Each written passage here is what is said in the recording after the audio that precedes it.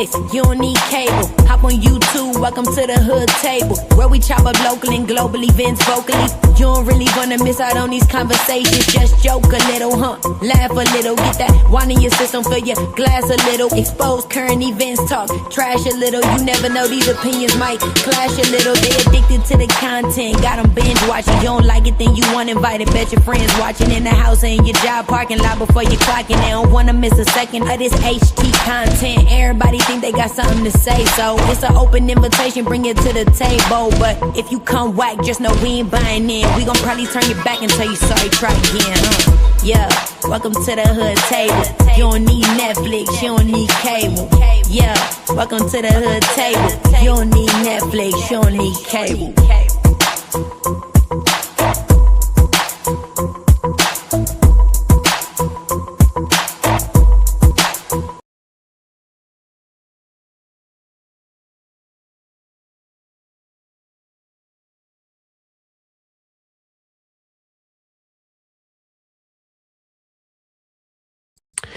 Hey, you guys, what's up? What's up? It is Thursday, almost the weekend. Thursday. It's 5:00 somewhere. It is 5:15 here, and I don't give a doggone what time it is. It is Thursday. I hope everybody is having a wonderful day. I hope everybody is out there staying cool, y'all. My God, today it is. Let me pull up the temperature. I think it was 94. The last time I checked, and I know it's supposed to be 100 by this weekend here, and I'm sure it's like that in a lot of other places. So, it's across the nation. But, okay, so it looks like we didn't cool down to 90.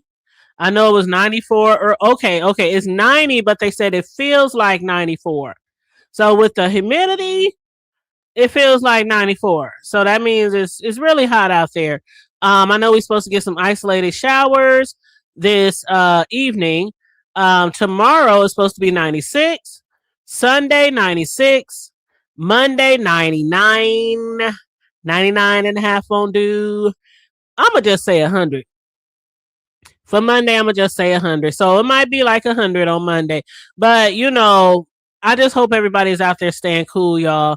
Some of the stuff that we've been hearing on, in the B sector and, outside of YouTube, outside of social media, there are a lot of people out there who might not have the means to be somewhere, on their own, in their own spot with their own utilities and, AC and, things like that. When I was driving home from work today, I saw somebody walking and oh my God, you can just see the sweat just running down their neck, down their back. People out there walking. I'm like, damn, you ain't even got a couple of dollars to get on the bus. Like I would get on the bus. When I was younger and didn't have a car, man, we would get on the bus. Shoot, of course it was a lot cheaper than, like a quarter, 50 cents, 75 cents, whatever it was. I can't remember the exact amount. But I know it was cheaper than it is now. But still, when it's like 100 degrees outside and you got to walk, I'm like, damn. But a nigga can't get nobody a ride because I don't be trusting them fools out there. Shit, I been gave them a ride to get them out the heat, and they been drop my ass off somewhere and took my ride. Nah, you can't do that shit in the hood, yo. You can't do that shit. You can't do that shit anywhere. Shit, fuck that. But anyway, happy Thursday. I just wanted to talk to you guys for a little bit. I'm trying to just, get my time in, get in where I fit in. I know there are people who's live right now and people who's going to be live later. So I'm just going to get my little 1-2 in. But, and discuss some of the things that I heard, saw, witnessed in the last 24 to 48 hours on YouTube in the B sector. I know one thing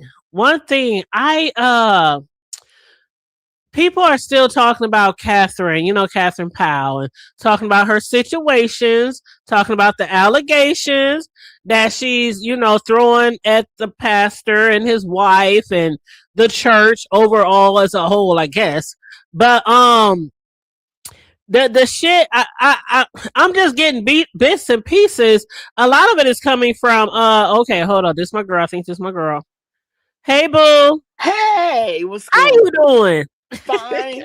I just saw you're 5'4". I'm like, oh Lord. I just said I'm trying to get in where I fit in, girl, because people be live a lot lately. Right. But I was just saying that I've been hearing bits and pieces about Catherine and her situation, and it seems like something ongoing.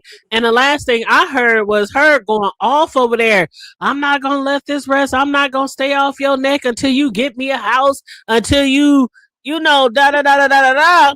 And then I guess she's still alleging that the pastor or had her put out her mama house. The police had her at her mama house, and I guess somebody was supposed to give her a house and give her money to get a house. So her video was like 5-6 hours. So no, I did not listen to the whole video. And you still believe her? I don't know what to believe, Corey. I do believe something happened. I just don't know what all. You know how somebody, what's that thing that what Sassy used to say? Two things can be true at the same time. I don't know if she's putting 20 on 10 on certain things, but I do believe something happened bad with her and the pastor. She's so all around the way with it.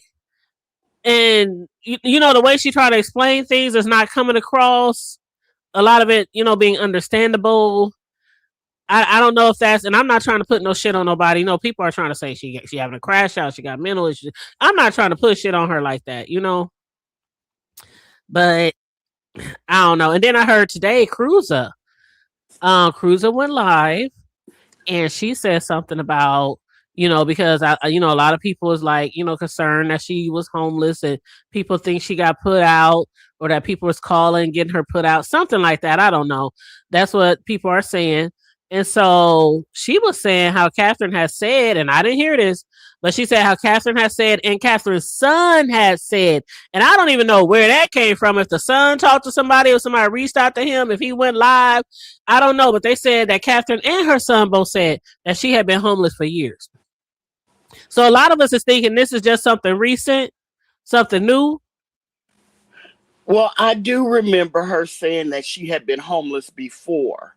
Oh, okay. But I do remember her saying that on TMOs a few weeks ago or a couple weeks ago, but I didn't know it was an ongoing, this is my usual type of thing. But she did say she had been homeless before.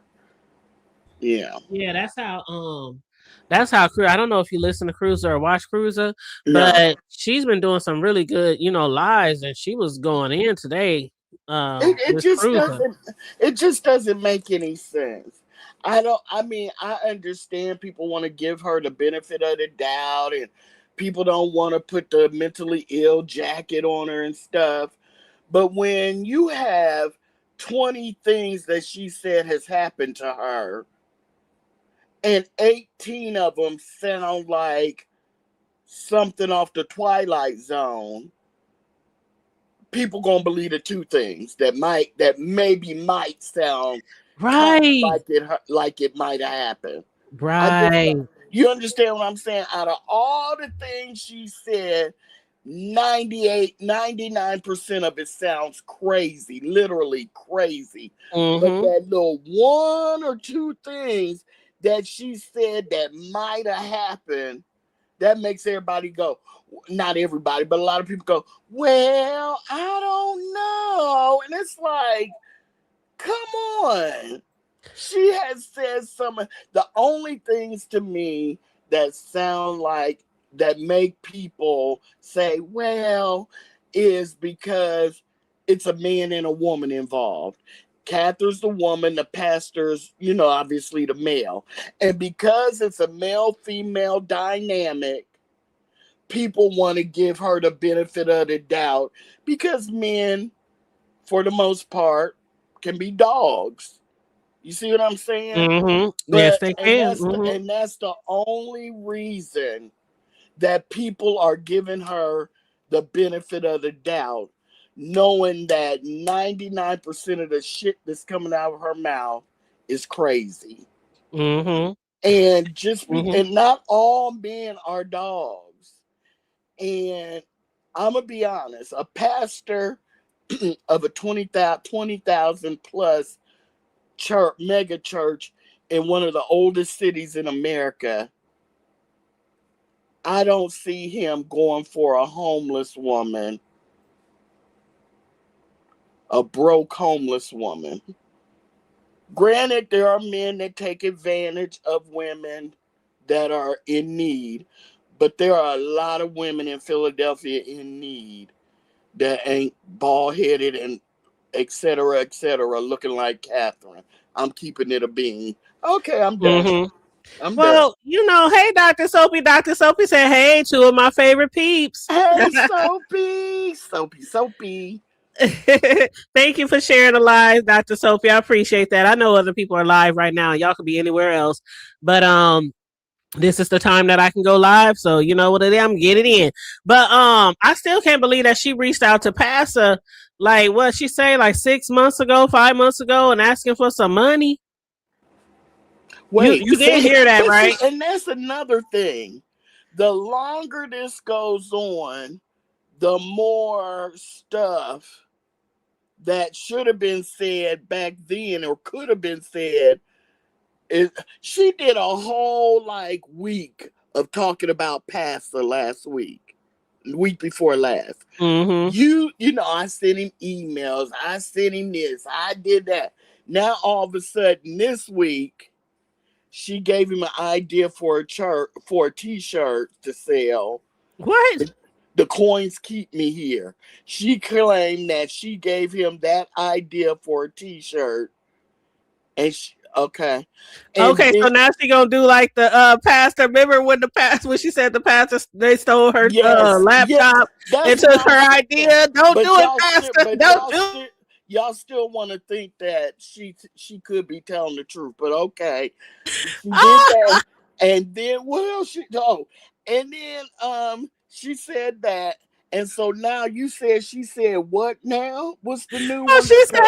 She has said that her ideas for hold up, Dr. Sophie. What was it? Was it like a shelter or was it like some type of center to help people, educational? It was something. No. I'm talking about with Pastor. Oh, no. She has said that she had been, Pastor said he had been knowing that she was going through some situation. He just didn't want to get out here and talk about it. And other people's like, well, Pastor probably didn't want to talk about it because you know how he is. If it's out here on YouTube, we gonna talk about it. So maybe he didn't want to broach it until she actually came out here and spoke about it. Then he started talking about it. Right. And he said how she had reached out to him months and months and months ago, like asking him for help or some type of shit like that. And I'm like, now, this is no shade, no tea. But you reached out to the pastor, Mr. Coin, keep me near. Not Mr. Coin keep you near, but Mr. Coin keep me near. Well, Catherine, I think Catherine probably felt that they had a closer relationship than what they really did, because I think that for years now, she's been the one sending him emails, giving him bad info on updates on what's been going on. That's what I heard. And it was always wrong. That's why people would say, oh, he giving wrong information. Oh, he don't know what he's talking about. Well, Catherine was sending him emails with updates. And they would cuss her ass out because she would be giving out wrong information on people's channels and shit. Yeah. Right, because remember, when she first came here for the first couple of years, people couldn't stand her. She was only welcomed in Pastor's chat because people couldn't stand her. Yep. But I think that because he used her information that she sent him, and then he always spoke to her in the chats, because she does love attention, and that's what a lot of this is, I think. I think that she thought that they were closer. I think that she thought that she was somewhat on the level of Vivian to him. I really do. Yeah, and I don't think they are anywhere close. No, on that type of level. And Vivian, I'm sure Vivian has never asked Pastor for any money, because she know. He Okay. probably, if anything, he's probably donated to her because she be helping him a lot, That's especially true. like when they be having the trips and she be writing up stuff and That's booking true. stuff. So if anything, they might That's have right. some type of partnership or team, you know? That's right. When it Hmm. comes to trips, I'm sure they do because she does a Hmm. great job. Yep. Yeah. Yep. But I'm sure that Vivian just wouldn't send him an email going, Jay Wilson, can I borrow $250? You know, that's just not, as you know, it's just not. I I don't just, know. I think she thinks that, but I think Catherine doesn't have a good sense of reading the room, Hmm. knowing what's proper, common sense, being logical. You Hmm. know what I'm saying? So I could see her thinking that. I mean, look, she thinks her and the pastor had some type of relationship, Hmm. Hmm. and all things are saying that the church people had to keep her away from him because she was freaking him out. Hmm. The pastor's wife Girl, was kind I'm of just, scared, kind of scared of her. honey, I'm just looking at her wall. You know Girl, the girl. I'm sorry, y'all, but what Sean Bradley said the other day that she looked like an old black pilgrim. Girl. He said he said from the Mayflower. Talking about we didn't land on Plymouth Rock landed on us. But Catherine thinks she look good. I mean, my clothes may be old, but I know I was looking good. And it's like, Girl. girl, to me, she looks like one picture. She looked like a black female Quaker Oats person off Yeah. the Quaker oatmeal box, and then the second one, she looks like somebody that could have been an actress in The Color Purple. For the Yes. church things. There I you go. mean, yeah, and she's like, and I know I look good because I went to church and I was trying to talk to the pastor and I had that pink dress on. If we would have heard about that That's the picture I'm motherfucking, looking at, Corio. That's the oh picture I'm looking God, at with and the pink dress. yeah, and when people would say, why do you keep mentioning the pink dress? She never would say it, but everybody knew she thought she was looking good, and that was going to be the Girl. day that the pastor said, "Come on back to my office." Oh no. Oh no. Oh my gosh. I'm Bless her. like, what? I want to know what year was all these pictures taken. Not This long cannot be in ago. the 2000s. It cannot. Yes, No, yes. no, no. Her story goes from like, and Soapy might be able to help me. I think it goes from, I might be off a year or two, but it starts around 2008 on forward up to now, up to present. But I'm talking about the outfits, Oh, though. girl, them outfits. My grandmama had some of them suits, I'm just saying, and like, I'm not trying okay, to be funny. I'm not trying to be funny. My grandmama had suits right. And that I were know when her very. story. Oh, I'm sorry, babe. Go ahead. I'm sorry, babe. I was just gonna say my grandmama had suits that are very near the same suits Near and as dear. she's wearing, and my grandmother died in 1998. Hey, sassy Francis. Why is Soapy hollering? And so because I said we didn't land on Plymouth Rock landed on us. No, like I know when her story started, but I'm just saying I wish I could get a timestamp on the pictures though. Like were these pictures taken 5 years ago? 30 years ago. I mean, because they seem the material and the outfits just seem so dated. That's what I'm saying. They look very similar to my grandmama's suits, and my grandmama probably for the last 5 years of her life was not buying new clothes. So what I'm saying is she had to have those suits have to be probably around that time in the 90s, maybe. But I think that her church saga with this church started in 2008. So she had to have been wearing these suits. Since 95. Girl, Since 90. I'm Since saying 85. I mean 85. no, I'm saying she probably no, because she said that she would go to his church looking good in these But outfits. these outfits could have came from thrift stores and Goodwills, from people Well, who gave them away from well, their old grandparents who well, passed on, and they didn't want to well, throw it. They just thought that somebody could appreciate well, something antique. well, not antique. Did you see what Dr. Sophie? Hold on, Sassy said Denmark old outfits from Ashley Stewart. not Not Denmark. And then Dr. Sophie said looking like a pink Easter egg. Okay. Yeah, Sassy said those outfits are from Ashley Stewart years ago. Okay. Are they from Ashley Stewart? Really? Who knows? I don't know. I ain't never shopped at Ashley. I don't know. My grandmother used to shop at Lane Bryant. Ooh, I love they bras. And I can't remember. Oh, and Talbot's. Mm. And I can't remember. It's been so long ago. I was little, but I remember going to the dress stores with her. And the hats, those are what technically, for the most part, used to be. We're going to talk about how old those suits are.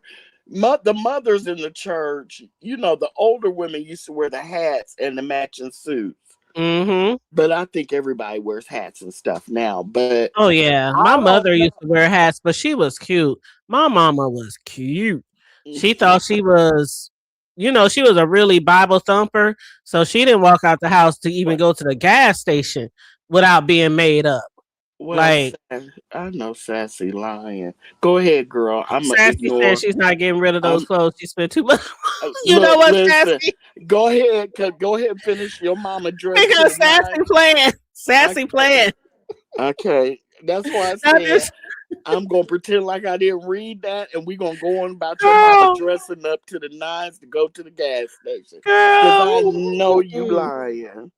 Man, when my mother passed, she had like so many clothes we have to give away, and it was all some good shit. We could have sold that shit, but my dad was like, nope, just get rid of it all. But Dr. Sophie said Dee Dee's would Dee Dee's would throw that mess in the trash. And Sassy said the hood table. She said her son told her she lost a lot of weight and she needs to get rid of the pink outfit. She said she got it from Ashley Stewart and it was $100. Oh, so she did say that. Oh, you know what? Ooh, that pink dress costs $100. Ooh, maybe back. See, that's what I'm talking about. Like maybe back in the 90s. But I mean, so it's okay. So is that why when she first started telling these stories, is that why she mentioned that damn pink dress 722 times? Yeah, she got that mug on her wall. Listen to the caption. Corio, the caption says, you know that I was sick and you threw me out, Dr. Ellen Joe Waller, because Dr. Joe Ellen Waller said so. You are a hypocrite. And she wearing that dress and just smiling. All you see is pearly whites, man. Girl. With that long wig. That long wig that looked like a broom brush. She was sick. Okay. Now but she was sick and he threw out. Now I never heard she said she was sick and he threw it out. Hold up. I'm reading the comments. Somebody said, why you got them witch clothes on? Because it do look like she needs a broom. The Wicked Witch of the the Wicked Witch of the East. Bless her heart. It's just so sad. Somebody said the Wizard of Oz. It's so sad. Oh my God. It just I don't understand how anybody, you included, thinks that she's telling the truth. And this is all, any parts that, like I said, the only part I believed was that she was was going to be homeless when she left that rehab center. And that's because she cray.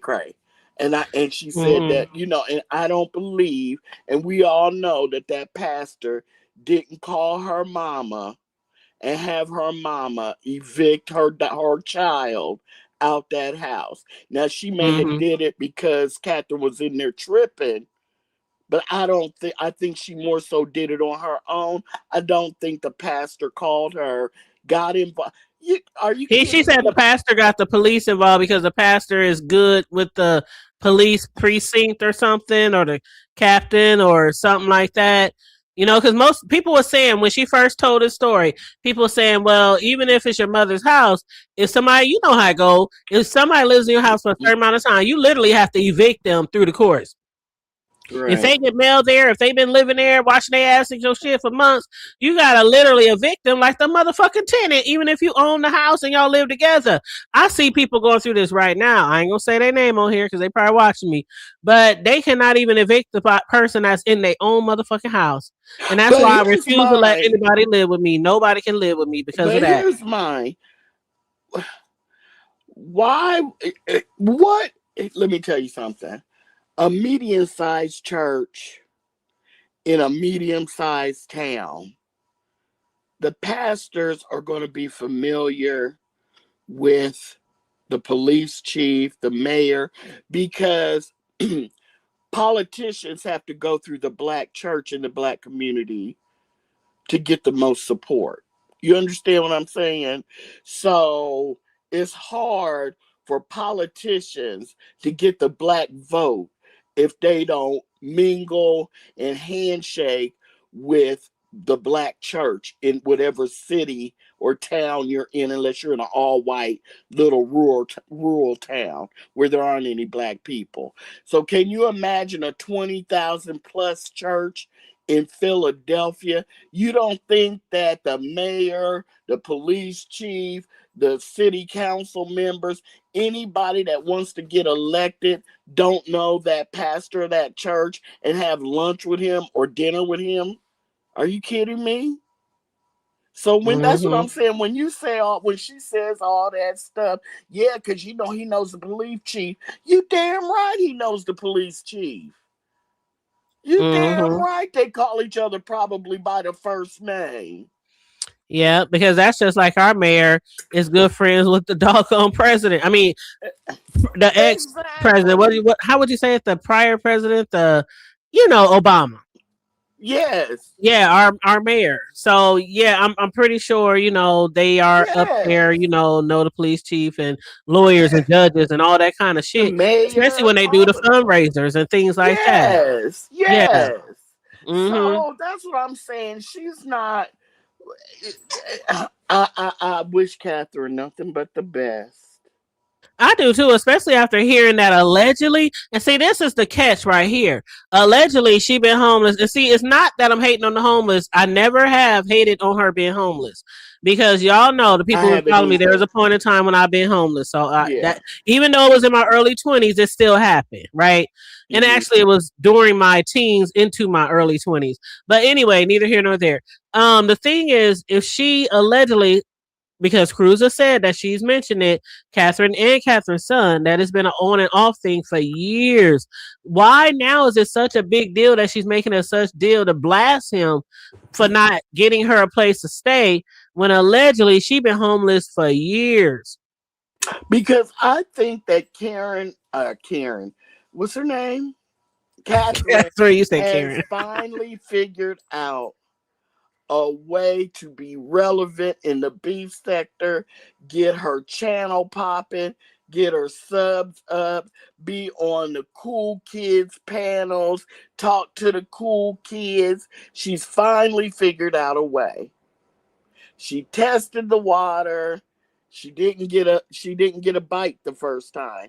She tested the water and she went up on Lemon's panel and told the story, and there, it kind of caught.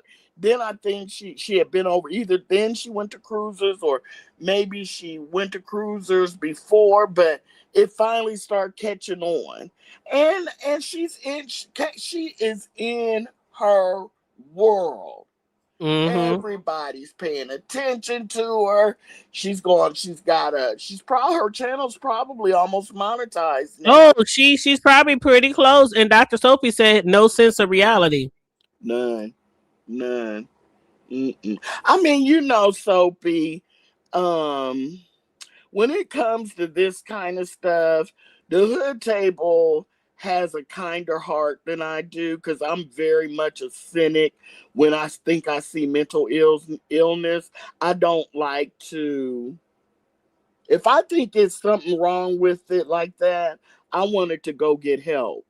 And you like to give people more of a benefit of the doubt, because when people you think might have issues, you want the best for them. Do you understand what I'm saying? The Hood Table, we're a Yeah, I little understand. different. Mm-hmm. We're a little Yep. different now. When it comes to other things, we're a lot the same. But on this one issue, I'm not going to give you any mercy, because you need to get help. And I'm going to tell you this, and then I'm going to shut the fuck up. I'm going to tell you this. I had a cousin that had schizophrenia.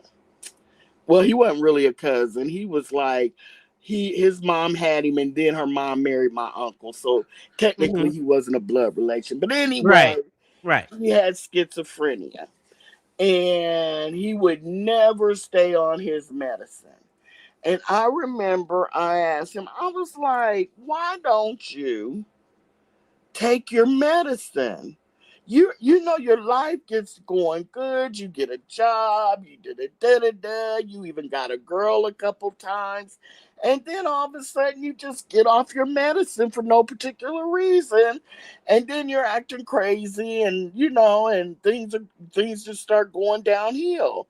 And he told me, he said, because I don't like the way medicine makes me feel. Mm-hmm. And I thought to myself, what? So when he left the room, his mother told me, my aunt told me, when he was so sick for so long that when he takes his meds, feeling normal feels weird to him, because not feeling crazy and being in the depths of the schizophrenia, that's his normal. So when he takes his medicine, he feels like that's making him feel abnormal. Does that make sense? Yeah, and I did hear I did hear something about when I was watching Cruiser this morning. She said something about people not wanting to take their medicine, and because people were talking about the last few weeks how she could get put out of the place she was at, and how somebody was like, no, she can't get put out unless she's breaking some rules or something like that. And then Cruiser said she can also get put out if she refused to be treated. Like refuse Yeah. to take meds and stuff like that. And Cruz was like, I understand some people don't want to take the medicine because it makes them feel some type of way. And that is true. A lot of people stop taking the medicines because it makes them feel just like, remember when back in the Gap when they used to put everybody kid on that shit because they thought they was, that was before we understood the ADHD and the what's the other one? That I kids know what be you're having. talking about. I can't think of Yeah, I it. can't think of it right now. But a lot of people have kids like that these days and they treat them differently, but they didn't know better back then. So they put everybody on the same motherfucking medicine. They even had me put my son on that shit one time, the oldest one, because he was real hyper. He in school and he just off the walls and just cutting up. And they was like, well, we think we should put him on this shit, the teachers and the nurses and all that kind of shit. And I'm like, but he don't cut up when he at home. He only cut up when he at school. So I'm like, I don't know if he should be taking that, but I took their advice. Ritalin, it was something like that. Remember they used to put everybody on Ritalin? And it was something like that. I don't know if that was the exact, but he started walking around like a zombie. He wasn't my son. He wasn't my son no more. Man, I must have weaned him off. I didn't take him straight off. I didn't even tell the doctor, but I weaned him off. Of that medicine because he was like he was walking around in a daze, not playing, just sitting around. He wasn't my son. That's not my baby. So yeah, I took him off that shit. But I understand how some people be like, shit, they rather deal with the 15 different personalities. Yeah, because that's how they feel normal. When you think all of a sudden you take something that makes you have to pay attention, you paying attention, You know what I'm saying? You seeing colors the right way. People expecting Mm-hmm. you, people expecting you to get a job and, expecting you to do all get dressed and take a shower and you're supposed to act a certain way. You can't just walk down the street yelling and screaming. And, that seems weird to you. Mm-hmm. Because when you get to do whatever you want, that's kind of liberating. I don't think that any of this shit really happened to I do think that she tried to see the pastor. And I think that in a church that big, they have 50 assistant pastors. You Mm-hmm. don't know, it's the mayor and the police chiefs and the Philadelphia 76ers and the all these, they get to make an appointment with the main pastor and visit him and talk to Mm-hmm. him. You can't just be you or I and belong to that church and get to see, I want to make an appointment with the pastor. No, you get assigned. I'm sure they get assigned an assistant pastor, and that's your pastor. Now, if they talk to you and it's something that is way, way, way something huge, huge, and big that they can't handle, and they can't handle with anybody else but the major pastor. But do we really see that happening? That's I don't see that ever happening. She probably did try to get to the pastor. She probably bugged the shit out of them. And they were like, come on. And I think that she was sneaking to the, not sneak, but she was slipping to the church on a Sunday. They would see her and they would go, you need to go ahead and tell her to leave. And one of the deacons would get her and march her happy ass right on back outside. I Mm-hmm. think she became a nuisance.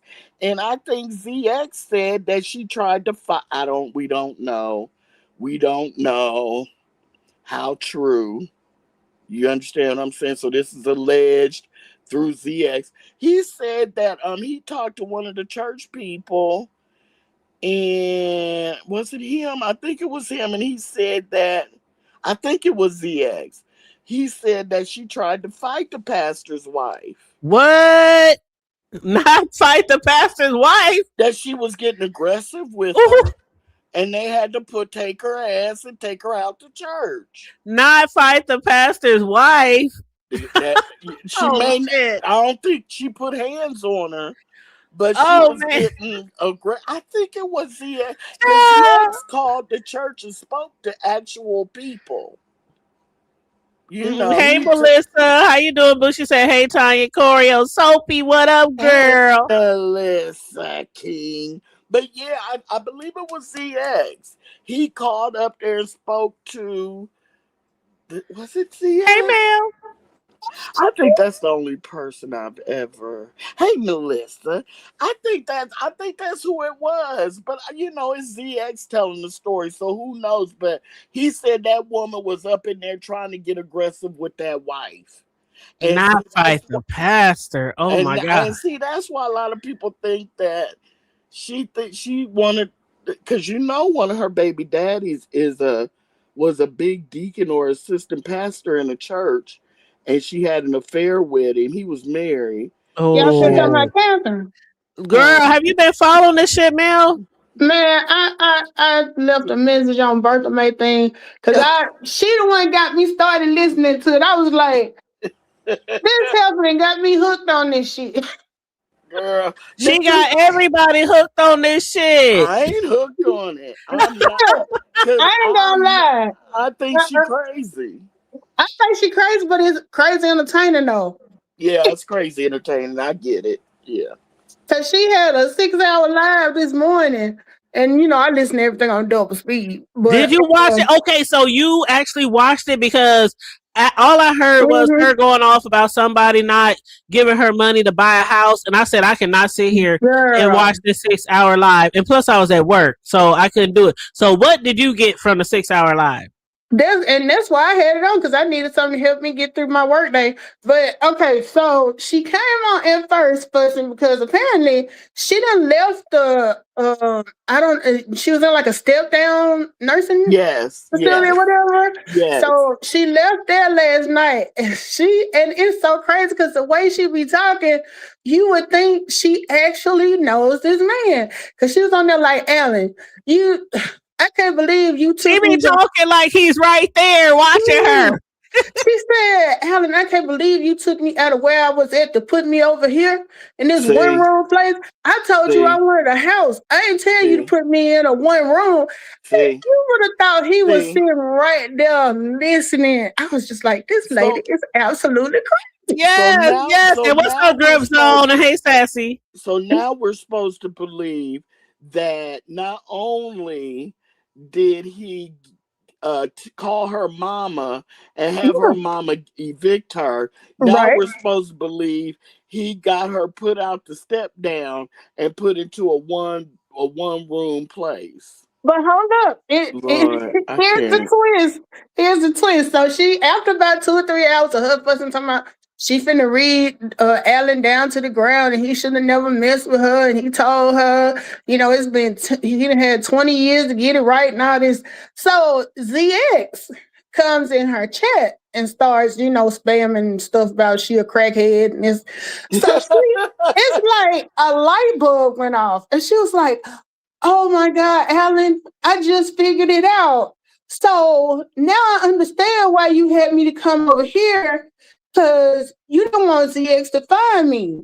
And over here where I am now, I was like, I'm so sorry. I was wrong for that. I take that back. I see what you was doing now. It was like, hold up. So she trying to say ZX looking for her?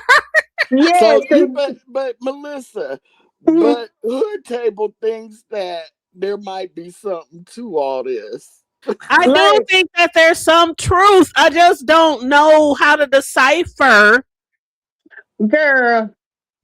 I mean, this can't be just one manipulation. She can't be just, it can't be.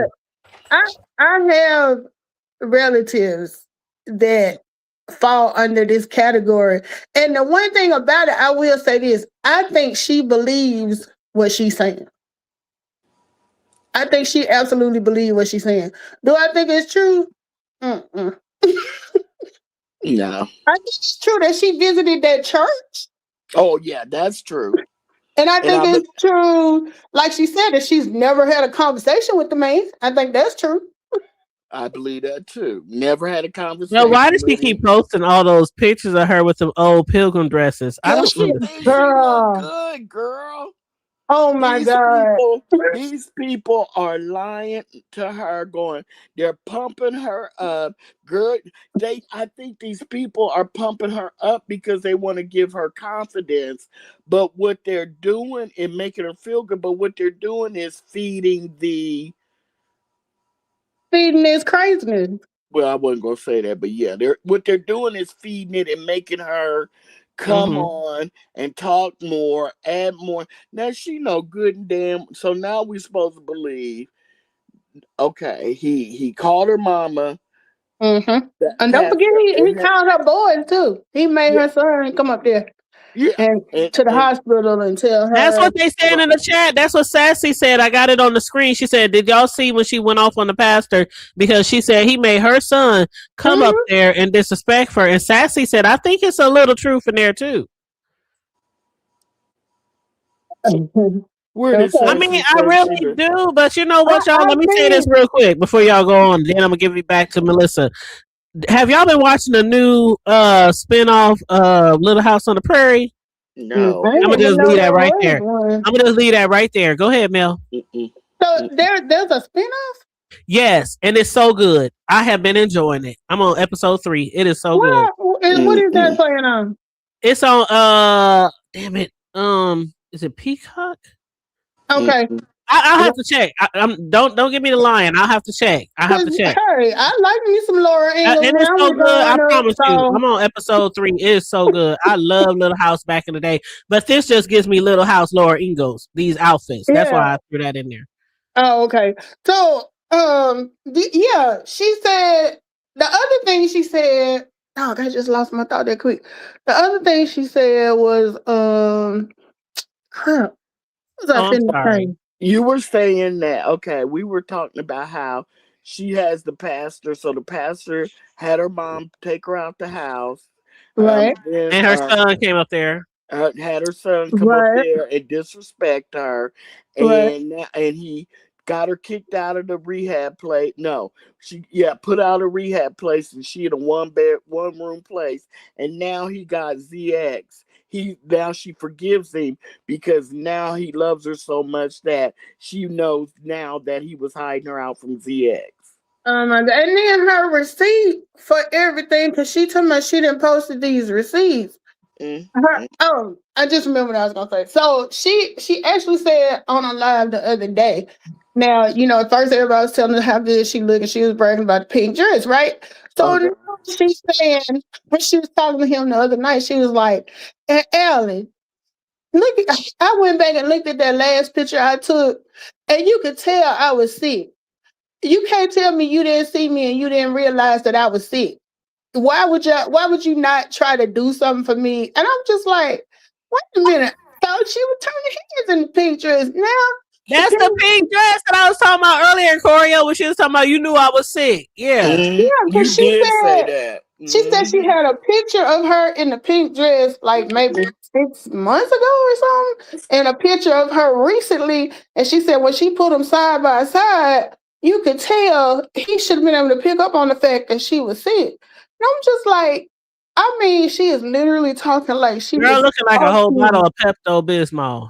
But she's talking to this man like she feels like he's She's up in the there, clouds watching him, Like he's watching sitting there, her. like he's subscribed and he got the baby. notification bell on and he's a member. That's how she talking to him. Exactly. Because somebody in the chat said one time, Catherine, you do know he's not here, right? She was like, oh, he here. He listening. He's here. I'm just like, oh And my God. She believes it. girl. Let She me ask believes y'all it. this. Because when I say, and Sassy Francis said it too, other people have said it too, that they believe there's some truth into this. Do y'all think at all that it might be even a little bit of truth that there might have been something going on with them? No. But she Not said at all.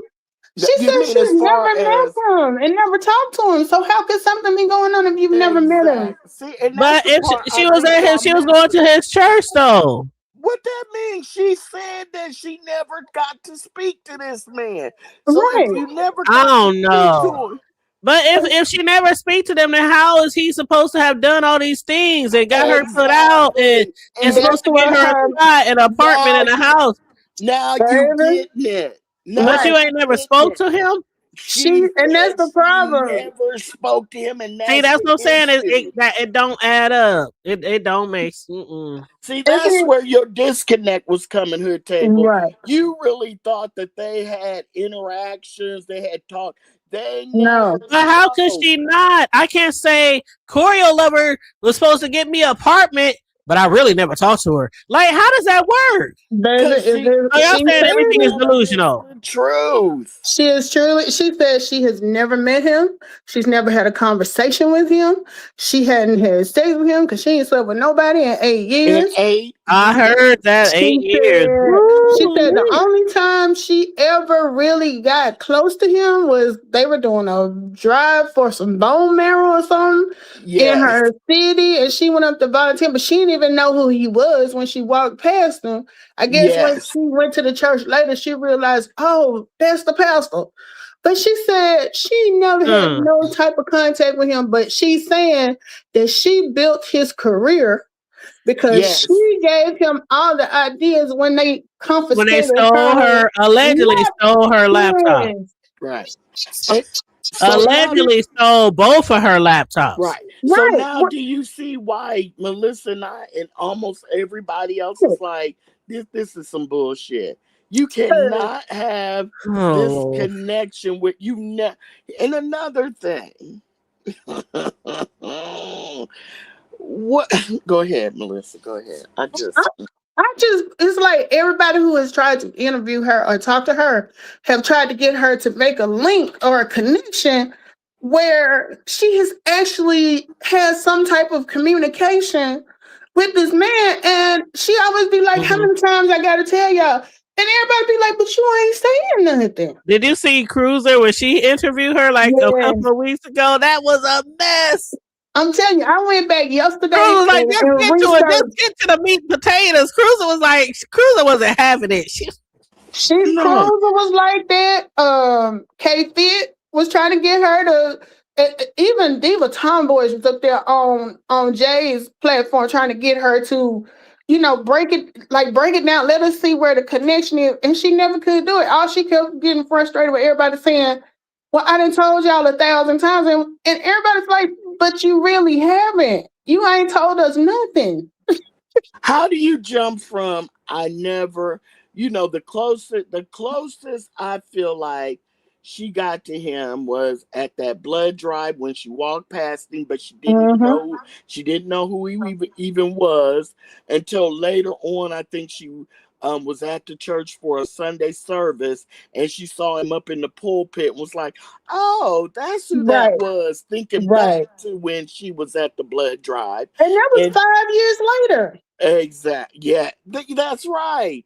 And then when she approached him, she was coming up the aisle in the church and she was trying to get up to him. And one of the deacons stopped her, turned her around, and walked her outside the church. And did you hear the story she told about that part? About her supposedly having a meeting, an appointment set up with the pastor and his assistant. Yeah, the secretary canceled it. Yeah. I was going to mention that. That's the third kind of, maybe it really, you had you had set up a meeting with him, but when you walked up in there and they saw you was the crazy lady that's been trying to get close to him all this time, they were like, oh no, the meeting's been canceled. So she's never gotten to him. And then they said that, one of the deacons told her that she was making the pastor uncomfortable, I guess, because it got back that she was saying the secretary lied on her and all and this. And then they put her out, right? Ain't that another time when they put her out? I think that's around the same time because she was trying to talk to them because she was homeless. And when he canceled the appointment and she said the secretary told her she couldn't reschedule. And she said all she said was okay, but they came back and one of the deacons pulled her aside and said that the secretary was like, you got an attitude with her and you was being being ugly towards her and stuff. So I'm just like, so she's still, and then the way she be going on and on, Stacey, you right. This do sound like a Lifetime special because the way she be going on and on about the wife, talking about she is a lipstick lesbian. A lesbian. And she said that the wife was on Sugar Booger. Oh, yes. Allegedly. But this is like libel wrapped up in a bow. She just slander.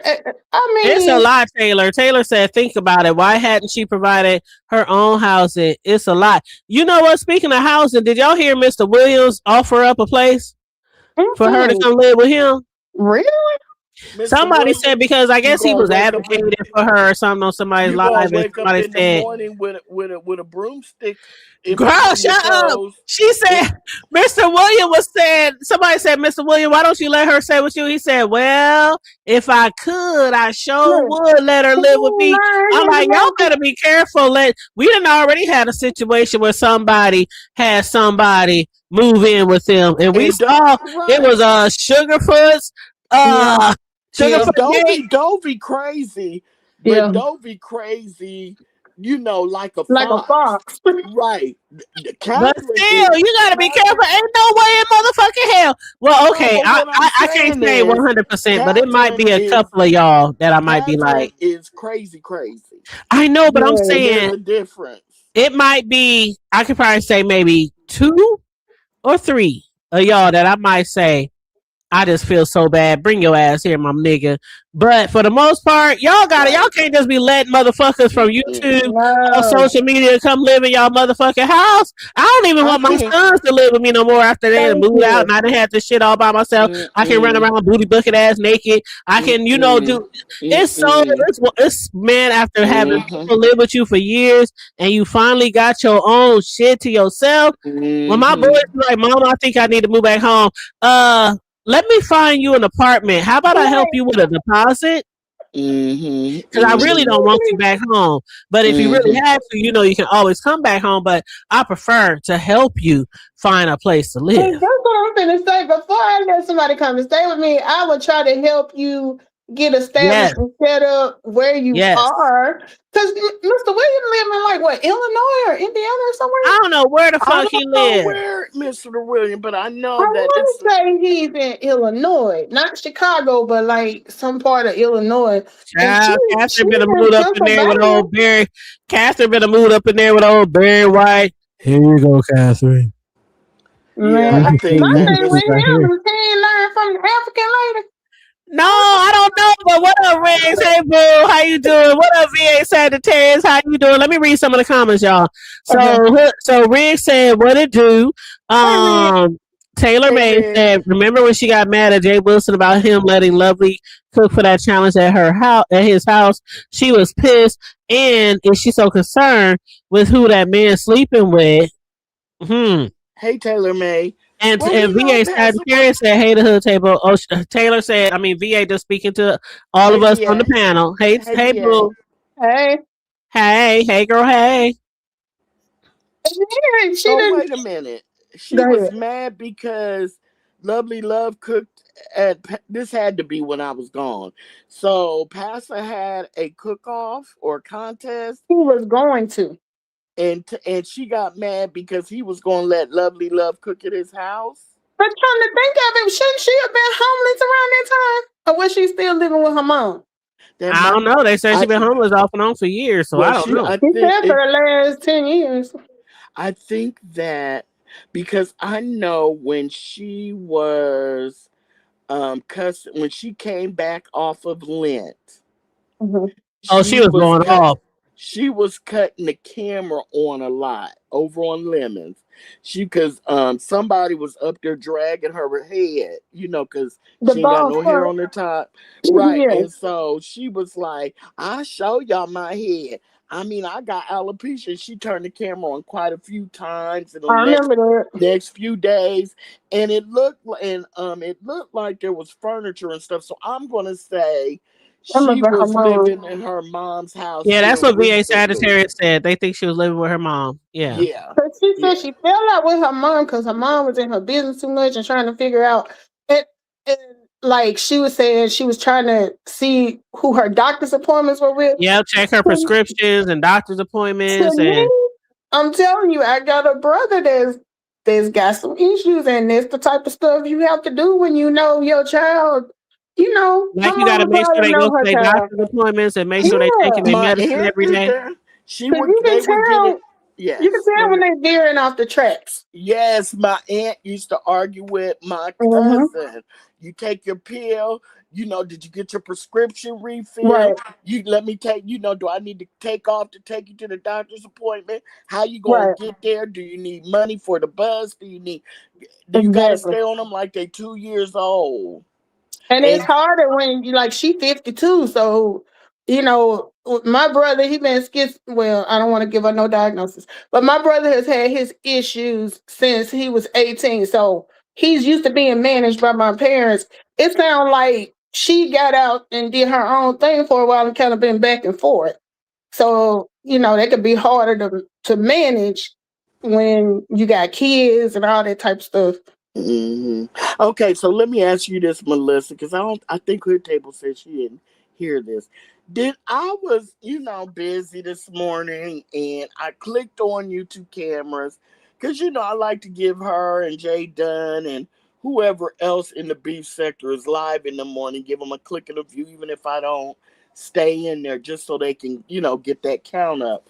And so YouTube cameras When I went in there, I was in there for probably no more than a minute, minute and a half.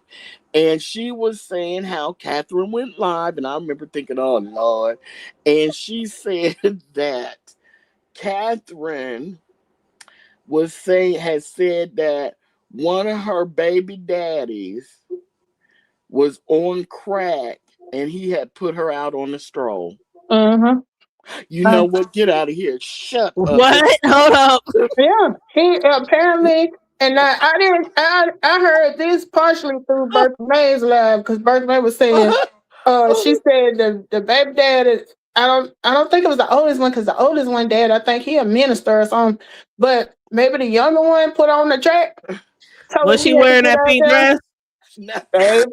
Was she wearing that pink dress? Oh no. But yes, I heard that too. Oh my God. And she was like, because she said something to the effect of when she see people that like men that used to know her back then, they be like looking at her like, you know, what you doing now? Or I don't know if it's supposed to mean that they still want to be with her, or they said it was the second baby daddy. VA said I think it was the second baby daddy. Yeah, because I think the first one is that she keeps saying something about somebody named Granville or Graham something. So she giving out names? Yes. Oh wow. Yes, she is. She might as well write a tell-all. That's what she said she's going to do. Oh wow. She writing a book, but who gonna buy it when she's sitting up there telling all these? I don't know because she probably gonna accuse somebody of stealing her idea. There you go. She already did. She mean for this book. I mean for the new thing, not for the old shit. Well, she said that she had already wrote most of the book. It was at her mom's house, but her mom will not let her get the book out of the house, and it's got a lot of pictures and stuff. It's her autobiography. You know what? But you believe the shit, though. There you go. I believe there is some truth. How can there be some truth when she ain't never spoke to the man? I don't know. I mean, like, what did she do? Stick her booty? What did she do? Stick her booty in the front door? And but see, we're also look who we're dealing with. Look what type of and again, I don't want to put no names on people or no, diagnosis. But I mean, like people who are just speaking all around over the just in and out. I mean, you never know what could really be truth and what could really be not, because they literally just be talking and rambling and hey Team Danielle, hey baby, hey Team. But sometimes, Hood Table, people like that or in that realm of where she is, wherever that may be, they see someone and get fixated. Yep. It's not that there's a realm of possibility because he may have did nothing.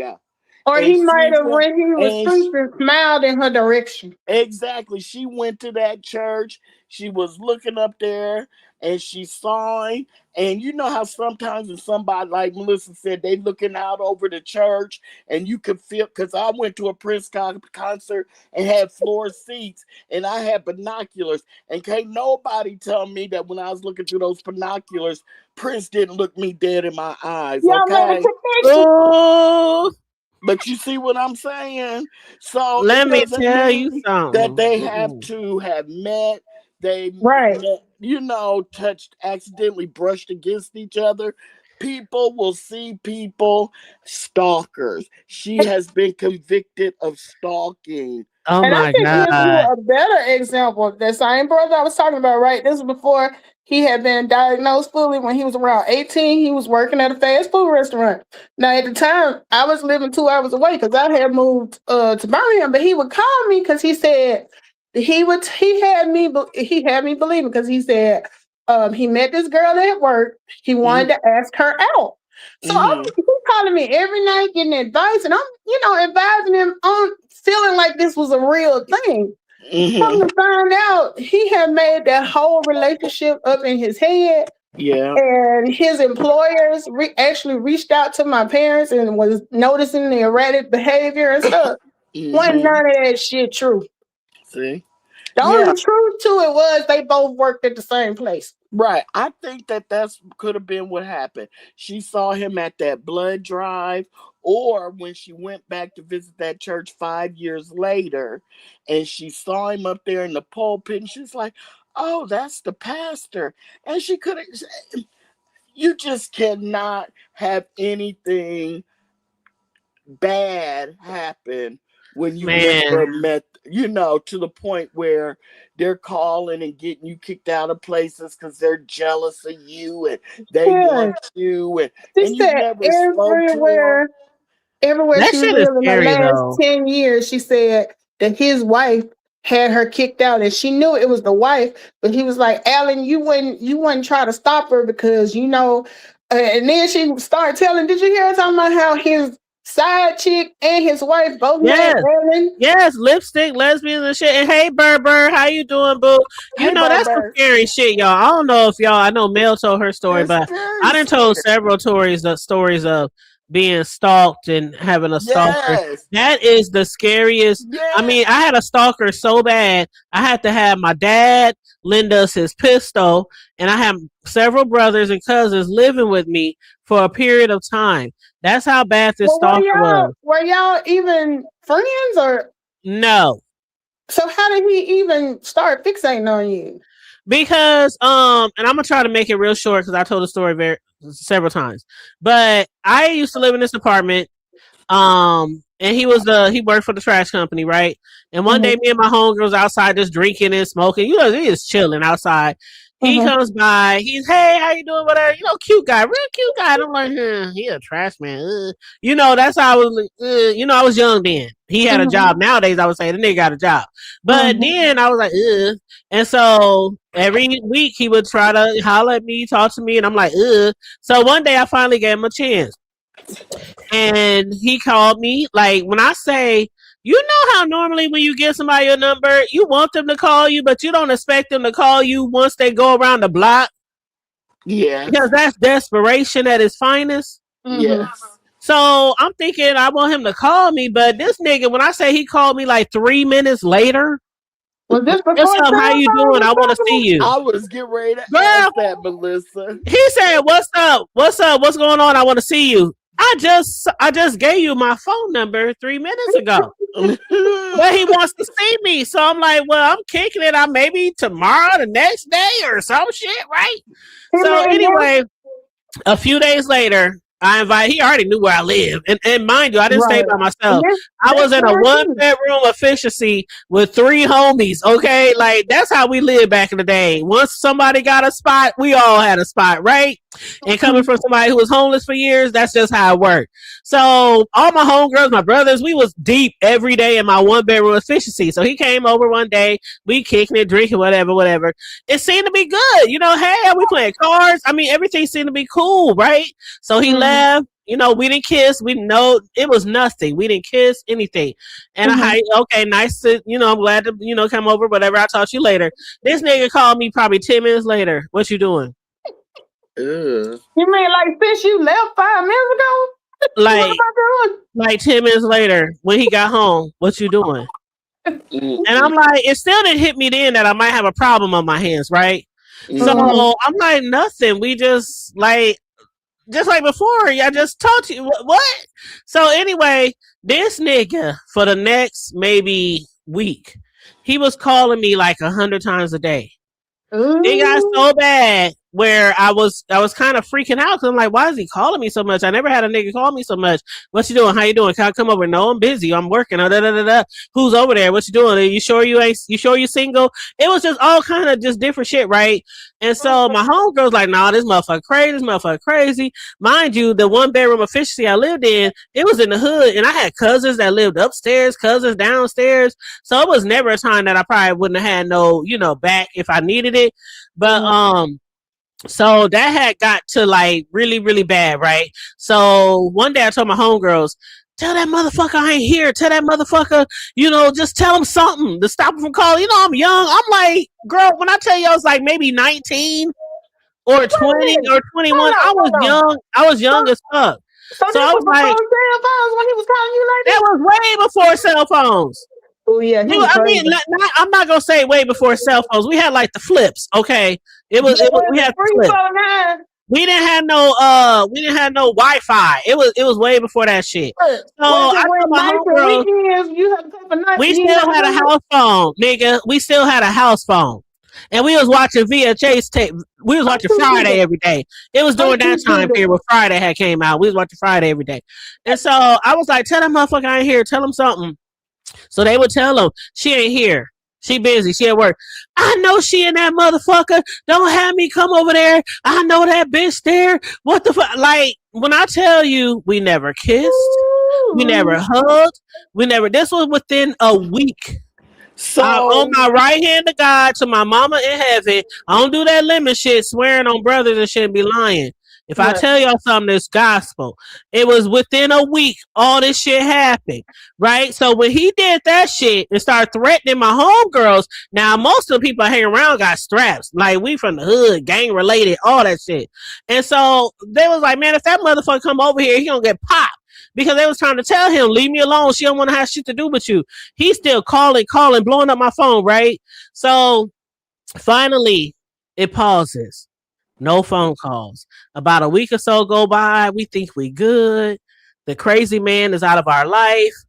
And next thing I know, I go to work to this telemarketing where I work at. Me and my homegirls, we all work at the same spot. Go to the telemarketing. I show up. Walk in this motherfucker. You know how telemarketers, they real hood. You know what I'm saying? If y'all worked at a telemarketer, they can be a little ghetto. We walking up in there. What up, yo? You know, all this kind of shit. Why I'm walking down the aisle between like the desk and shit. Mm-hmm. And I'm walking down the aisle and I see his motherfucking name. What? On a cubicle. I swear for God, I saw his motherfucking name on a cubicle. I'll never forget his name, Michael Taylor. Ooh. I never forget his name, Michael Taylor. I immediately panicked. I couldn't breathe. I dropped to the floor. Y'all gonna laugh. Don't laugh too hard though, y'all. But I dropped to the floor and I crawled all the way to my supervisor's office. I dropped to the floor and I crawled all the way to my supervisor's office. I got inside her office and I shut her door. I pulled down her blinds and I said, I'm quitting. This is my last day. I handed her my badge. And I remember her name was Val. She was a butch, a lesbian, a butch. Mm-hmm. Whatever they called them back then. She was like a, you know. Go ahead. We get it. Anyway, I'm just trying to get y'all a picture. I'm trying to get y'all a picture. To say the wrong thing in the right. I don't want to say the wrong thing, but I'm trying to get y'all a picture. Go ahead. She was like, what the fuck you mean? You've been here all these years. I have been there for years. And so she was like, I said, I quit. And she was like, no, I just burst out crying. I said, this man, he's been stalking me. He's been harassing me. I don't know what he's capable of. And she was like, you can't quit. You've been here all these years. Fuck that nigga. I'm like, no, you don't understand. Right. And so she was like, okay, this is what we gonna do. You're too emotional and erratic to be here today. I'm gonna walk you to your car and we'll deal with this later. So anyway, he came to work.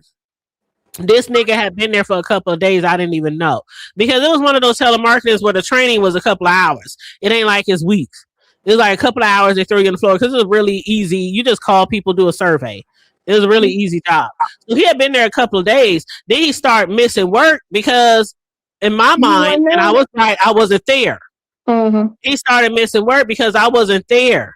And so then I had missed that day. I went home the next day. I didn't know whether to come to work. She said, just stay home.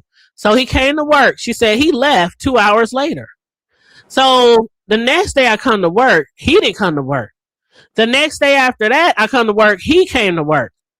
And he immediately, when he saw me, because I didn't know if he was going to be there or not. When he saw me, he immediately, hey, girl, what's up? What you been up to? I've been looking for you. Everybody by then already knew what was going on. All my homies, like when I say this is a real good ghetto ass telemarketing, all the niggas from the hood, everybody worked there. So a lot of people I knew was there and they knew what was going on. And they immediately stepped in front of me. Motherfucker, She don't want to talk to you. She don't want to fuck with you. You better step off. You know, we real hood and ghetto. And so he was like, man, I don't want no problem, whatever. So he left me alone that day. He kept trying that shit every day. And he could never get close to me. My homeboys would walk me to my car. They would walk me to the bathroom. They would walk me to the break room. Everybody protected me during that time. Eventually, he started missing work, and they fired him. They said, if he missed one more day, we going to fire him, and you ain't got to worry about him no more. Because they couldn't do anything to him because he didn't do anything to me, like put his hands on me or threaten me at work. Mm-hmm. So they had to wait for them to get, the okay to fire him. And they finally did. Next thing I know, a week later, why this motherfucker was wanted on TV? Why they said this motherfucker was on crack? They said he was on crack cocaine. He had robbed the motherfucking bank.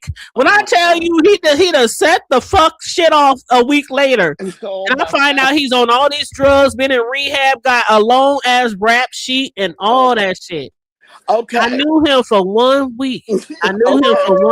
Okay. So what me and Melissa gonna ask you to do to the table is to take your story and you're the pastor, right? And he's Catherine, and add this to it.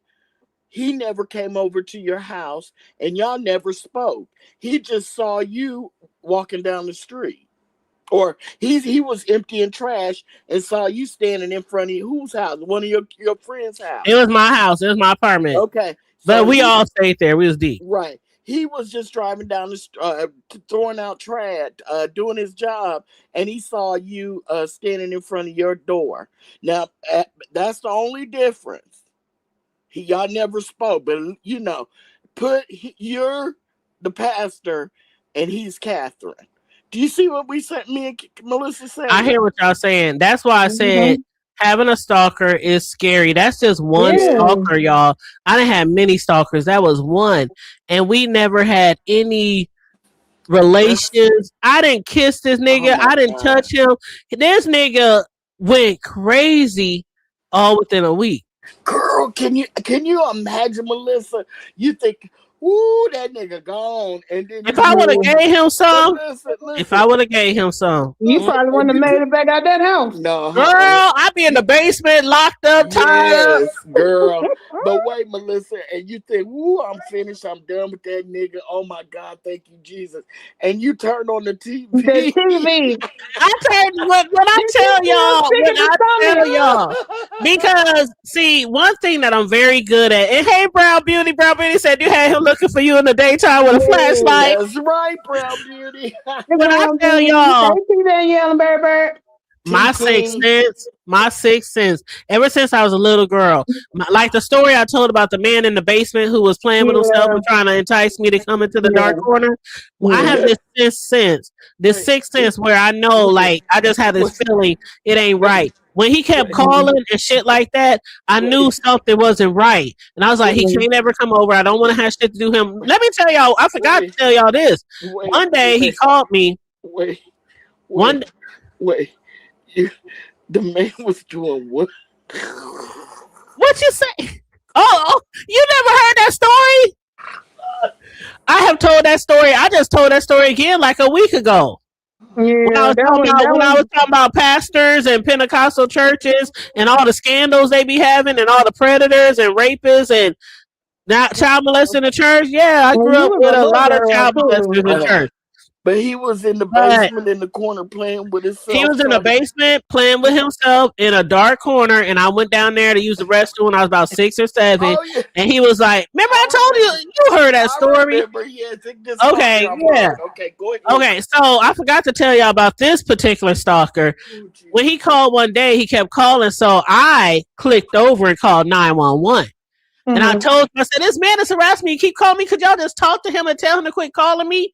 And at the time, I'm like, even now, I don't really fuck with the police. You know what I'm saying? But I was like, I'm going to call them. Maybe they can talk to him over the phone. So I clicked back over. They said, "Sir, is this such and such? This is Douglas County." You know, they were telling me "Sir, are you harassing this lady?" That, this motherfucker hung up. So I even tried to get the police involved. But a week later, I'm telling you, after he had stopped stalking me at work and all that kind of shit, girl, when I tell you we was fucked up too, we was fucked up. And the news came on and that shit came on and we fucked up and we watching this shit. They was like, bitch, you could be like dead right now. You could be like, I mean, we looked at that shit like, and I'm talking about, I could be dead. Y'all live with me. Right. Everybody. Shit, we all could be slaughtered in this motherfucker. This motherfucker crazy. They said he got, what did you call it earlier, Melissa? Schizo. They said he's schizophrenic. He was on crack and he robbed a bank.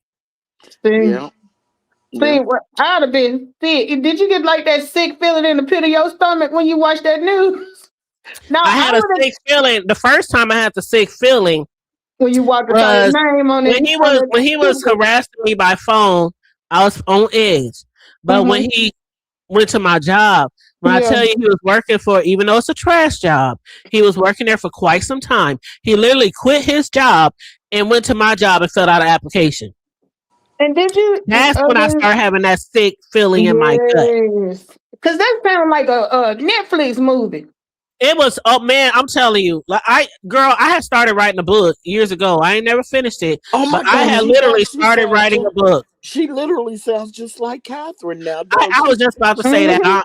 No, Catherine. You got a pink dress? Did you have a pink dress on when that man was taking that trash? Girl, I ain't had a pink dress on since my mother could not get me into a dress again, and I was about 12. She don't wear dresses. It was a pink pantsuit, Melissa. I ain't got one dress in my closet, and that's on everything. It's jeans, t-shirts, shorts. That's all I got in my closet. It was pink jeans and a pink t-shirt. Yeah. Girl. My mother had that. I couldn't wear shorts. I hated wearing dresses, but she would force me to wear dresses till I got about 12 or 13. About 12 or 13, she gave up and she started buying me skirts. But do you see what me and Melissa are saying now? Yeah, I see what y'all saying. Yeah. I think that's all in her head. Yeah. Bless her. And it's okay. And it's okay. But I kind of feel like at this point, but granted, she's now having her own lives. But I think she basically making her own money. I don't know if she monetized yet, but that's one thing I do believe that she should do is keep the shit on your own shit. Yeah, because but see, the thing of it is, like Jay Wilson was saying, she can fool around and get herself arrested because, like, she really is really going hard on naming names and all of this stuff. Like, I can see that going terribly wrong. And that church, that's a mega church. I can't say that enough. These are multi-millionaire clergy. You have multi-millionaires that belong to that church. That church has cameras. Yeah. Inside and outside. You know what I'm saying? So, they might have that, they probably have more proof and witnesses than she does. Right. And then the other thing is, Jay Wilson trying to see, Greenleaf ain't just a show. Them big churches like that have a lot of power that make you disappear. If it is some truth to it. They have legal, but here's the thing, Hood Table too, I want to say, Melissa, everybody. Hey, Rule Shaker, and before you say that, girl, who had her on his panel all the time, and now, you can get in trouble for talking about the people. Right. I mean, they were friends. I mean, YouTube friends. They had a YouTube shit. He said that when they were friends. Well, I said YouTube shit. You couldn't tell because she was over there every time he went live. That's right. Girl, we ain't no friends on YouTube. Ain't no friends on YouTube. But that's the only place she could go for a long time, Melissa, because nobody liked her. But she was one of them when she got on the panel. I lived. Yeah, she dry. She's not funny. I was telling, she was on Pizza's panel one day, was it last week or so? And I had wrote in the chat, it's weird. I've never heard Catherine laugh, giggle. You know how sometimes you can tell when people are smiling, even though you can't see their face, you can tell they're smiling. I was like, I've never heard or seen that. And Ness read my chat read my comment, and she was like, well, Choreo, she was like, just the other day we were on her panel and she was talking about church and she laughed. And I was like, oh my God. Was that the same panel where she kicked LG off? Who kicked LG off? It was Catherine had did a live, and it was Pizza up there, Ness, and LG had come up there, and she was upset because I guess she had been sober for a while. You know, she had that issue after her house caught on fire or something like that, and she got some LG. She got like some burn injuries. It might be why you was gone. But anyway, she said she hadn't. Oh, that's what Lemon get. He put that on her burnt body. When he swore that he had some real teeth, like, oh my God, you know what? Go ahead. Because I'm gonna say, you know, I ain't been watching Lemon, so he put on her burnt body. He said on LG's burnt body, I got some real teeth in my mouth, like some real permanent teeth. Yeah, she was in a house fire and she got burned real bad.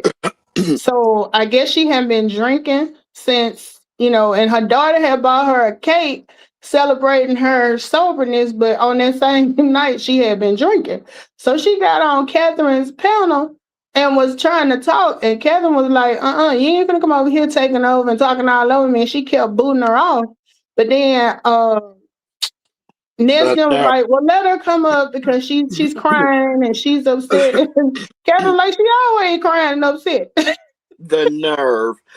I know you lied to me. I did not know LG was burnt. I didn't know why Lemon kept saying her burnt body. And Room Shaker said yes.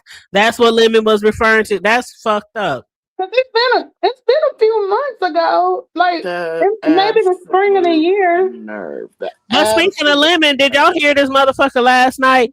I ain't never met somebody, a content creator, who got to take 3-4 naps during their live. This nigga kept falling asleep, and then he would wake up like an hour and a half later and just be like, hey y'all, can y'all hear me? Make sure y'all hit the like button. Yeah, I'm like, after being asleep for over an hour, and then his mama was cussing him out again. Like they said his mama was going off on him again.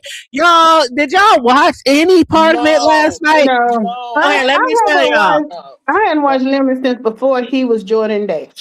Let me tell y'all, I didn't watch the whole show, but I had hit the red ball back, you know, when I was at work earlier today. Well, you know what I mean. Like, you know how you red ball, you just like scroll through.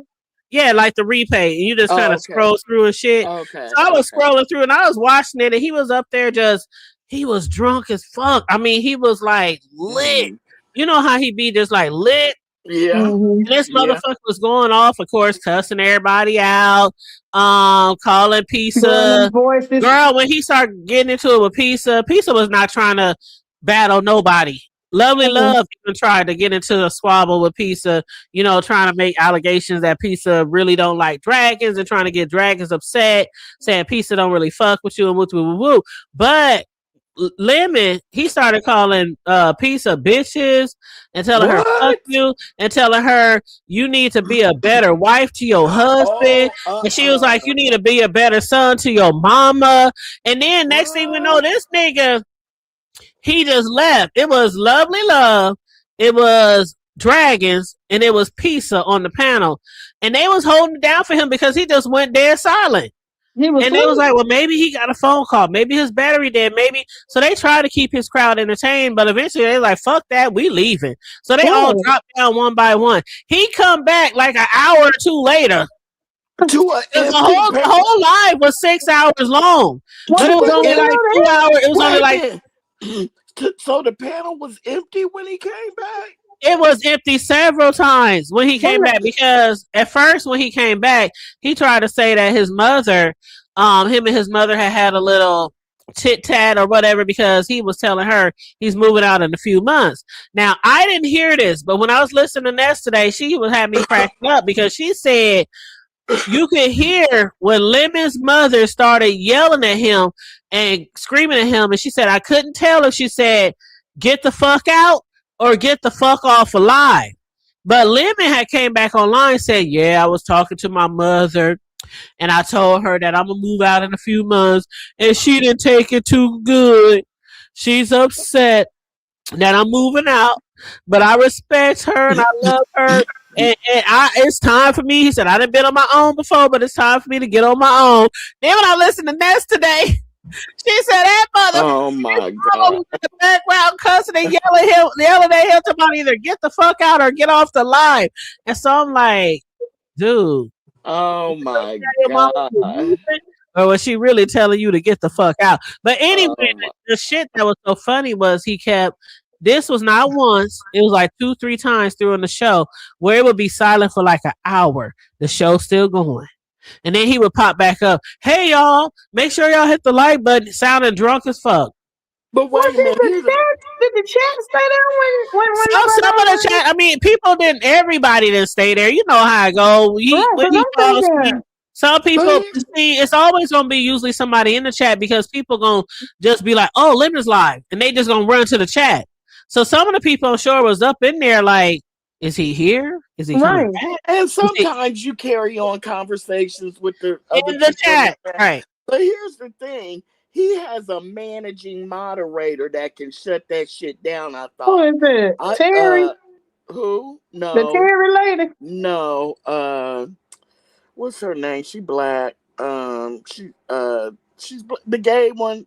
What's her name? Dr. Soapy says sad. Oh, you talking about but what's her name? Benz. Yeah. Mm.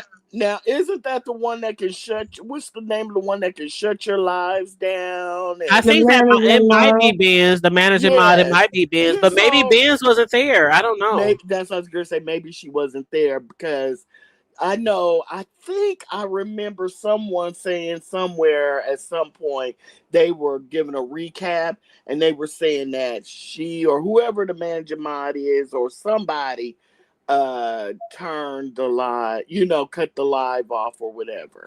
Well, they should have cut it off last night because that nigga was on one. He was Trip Choreo. He told Pizza to suck his dick. He called her a bitch.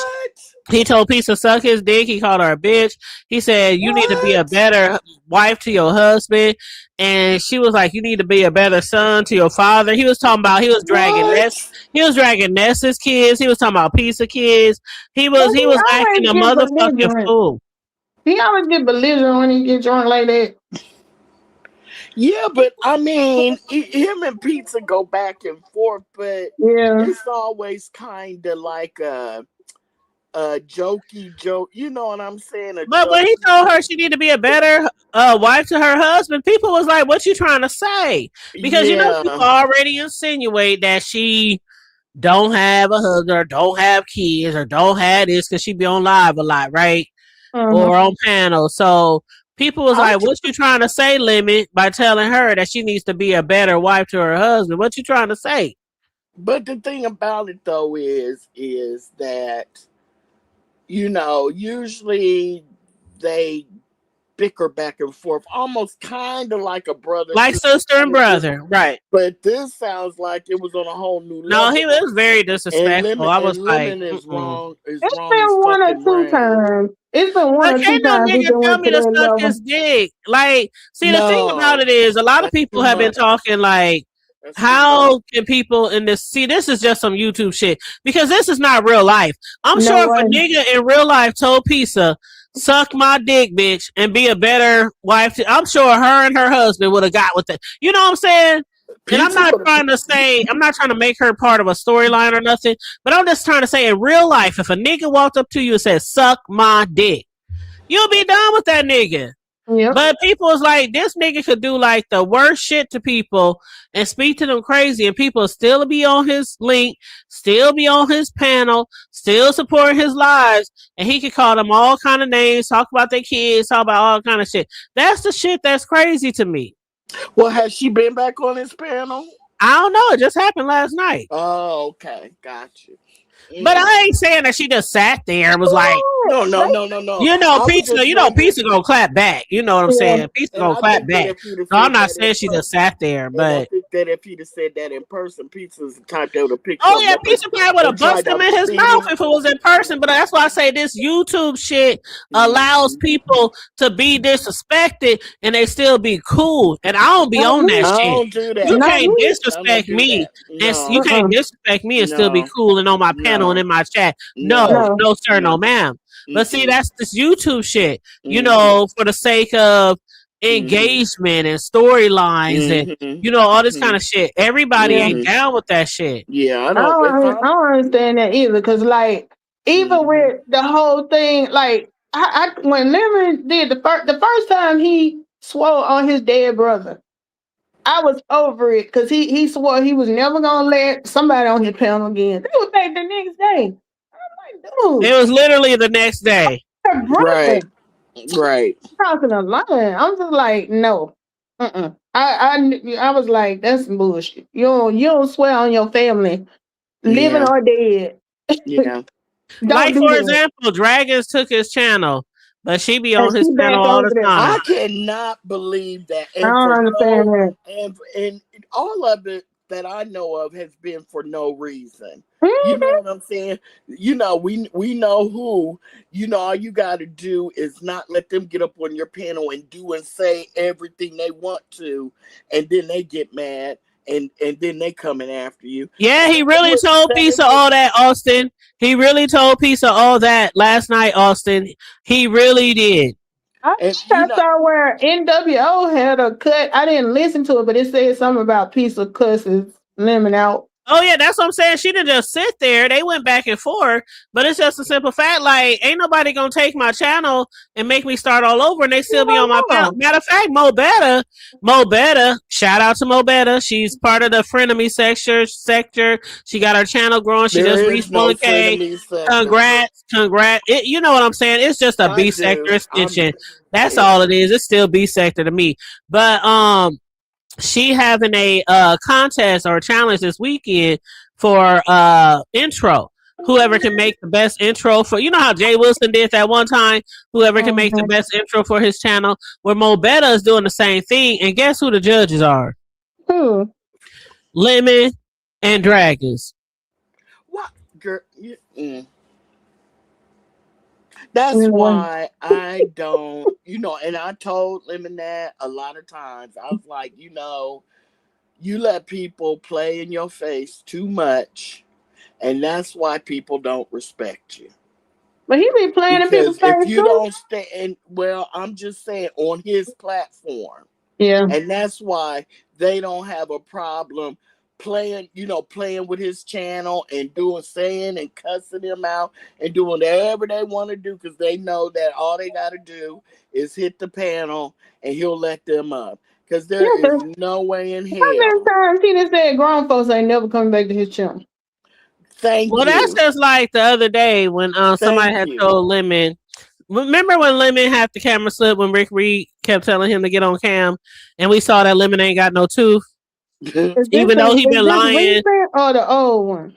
No, this new video, just the other day when Rick Reed got him the camera. I heard you talking about it, but I didn't see the. Yeah, this was real recent. This was like within the last week, and Rick Reed got him the camera. We found out Lemon ain't got he's missing a tooth, one of his two big front teeth. After he had spent like almost a year telling people that he invested in a new mouth and new teeth and had 3 procedures and all this kind of bullshit, and then we kind of find out he ain't got no tooth in that motherfucker and he don't have no permanent teeth.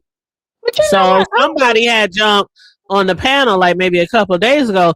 They was like, why you letting motherfuckers do you like this? Why you letting motherfuckers play you like this? Why you letting motherfuckers treat you like this? You know, whoop, whoop, whoop. And people like, everything that happens to him is because of him.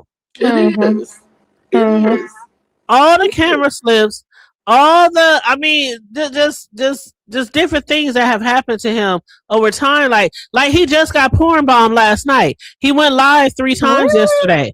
He went live 3 times yesterday. The first time he had to throw the video away because he got porn bombed by a white man booty. And then he went live again, and he slept half of the damn video. And it's not like he doesn't have weird white men on his panel. Right. Do the other guys still be coming over there? To be a rapper, and this one from this sector, and this one from that sector. It's like, why do you want all these weird? You know you're in the beef sector. Why do you want all these weirdos coming from all these other sectors getting on your panel? So when somebody from our sector gets up there and they clown the white person, their feelings are going to get hurt. So then they come back around and they shove their ass in your camera and you got to take your video down. But see, the thing is, the person who did P-bomb him, they used one of the familiar names that a lot of people know. You know, just how they did Trezor. Remember, who was that who got P-bombed by Trezor's picture? I don't know. Trezor had hit somebody's link. I can't remember whose channel it was, but Trezor had hit somebody's link and he was up there talking, having a good time. Then he dropped down. Somebody re-hit the link a few minutes later and they saw it was Trezor, you know, the picture, the whatever. And they thought it was him again. And they let him on without the banner and got porn bombed. So basically somebody used a familiar name. I can't remember the name, but it's somebody that be in the chat, a familiar name, a friendly name. And they use that girl's picture.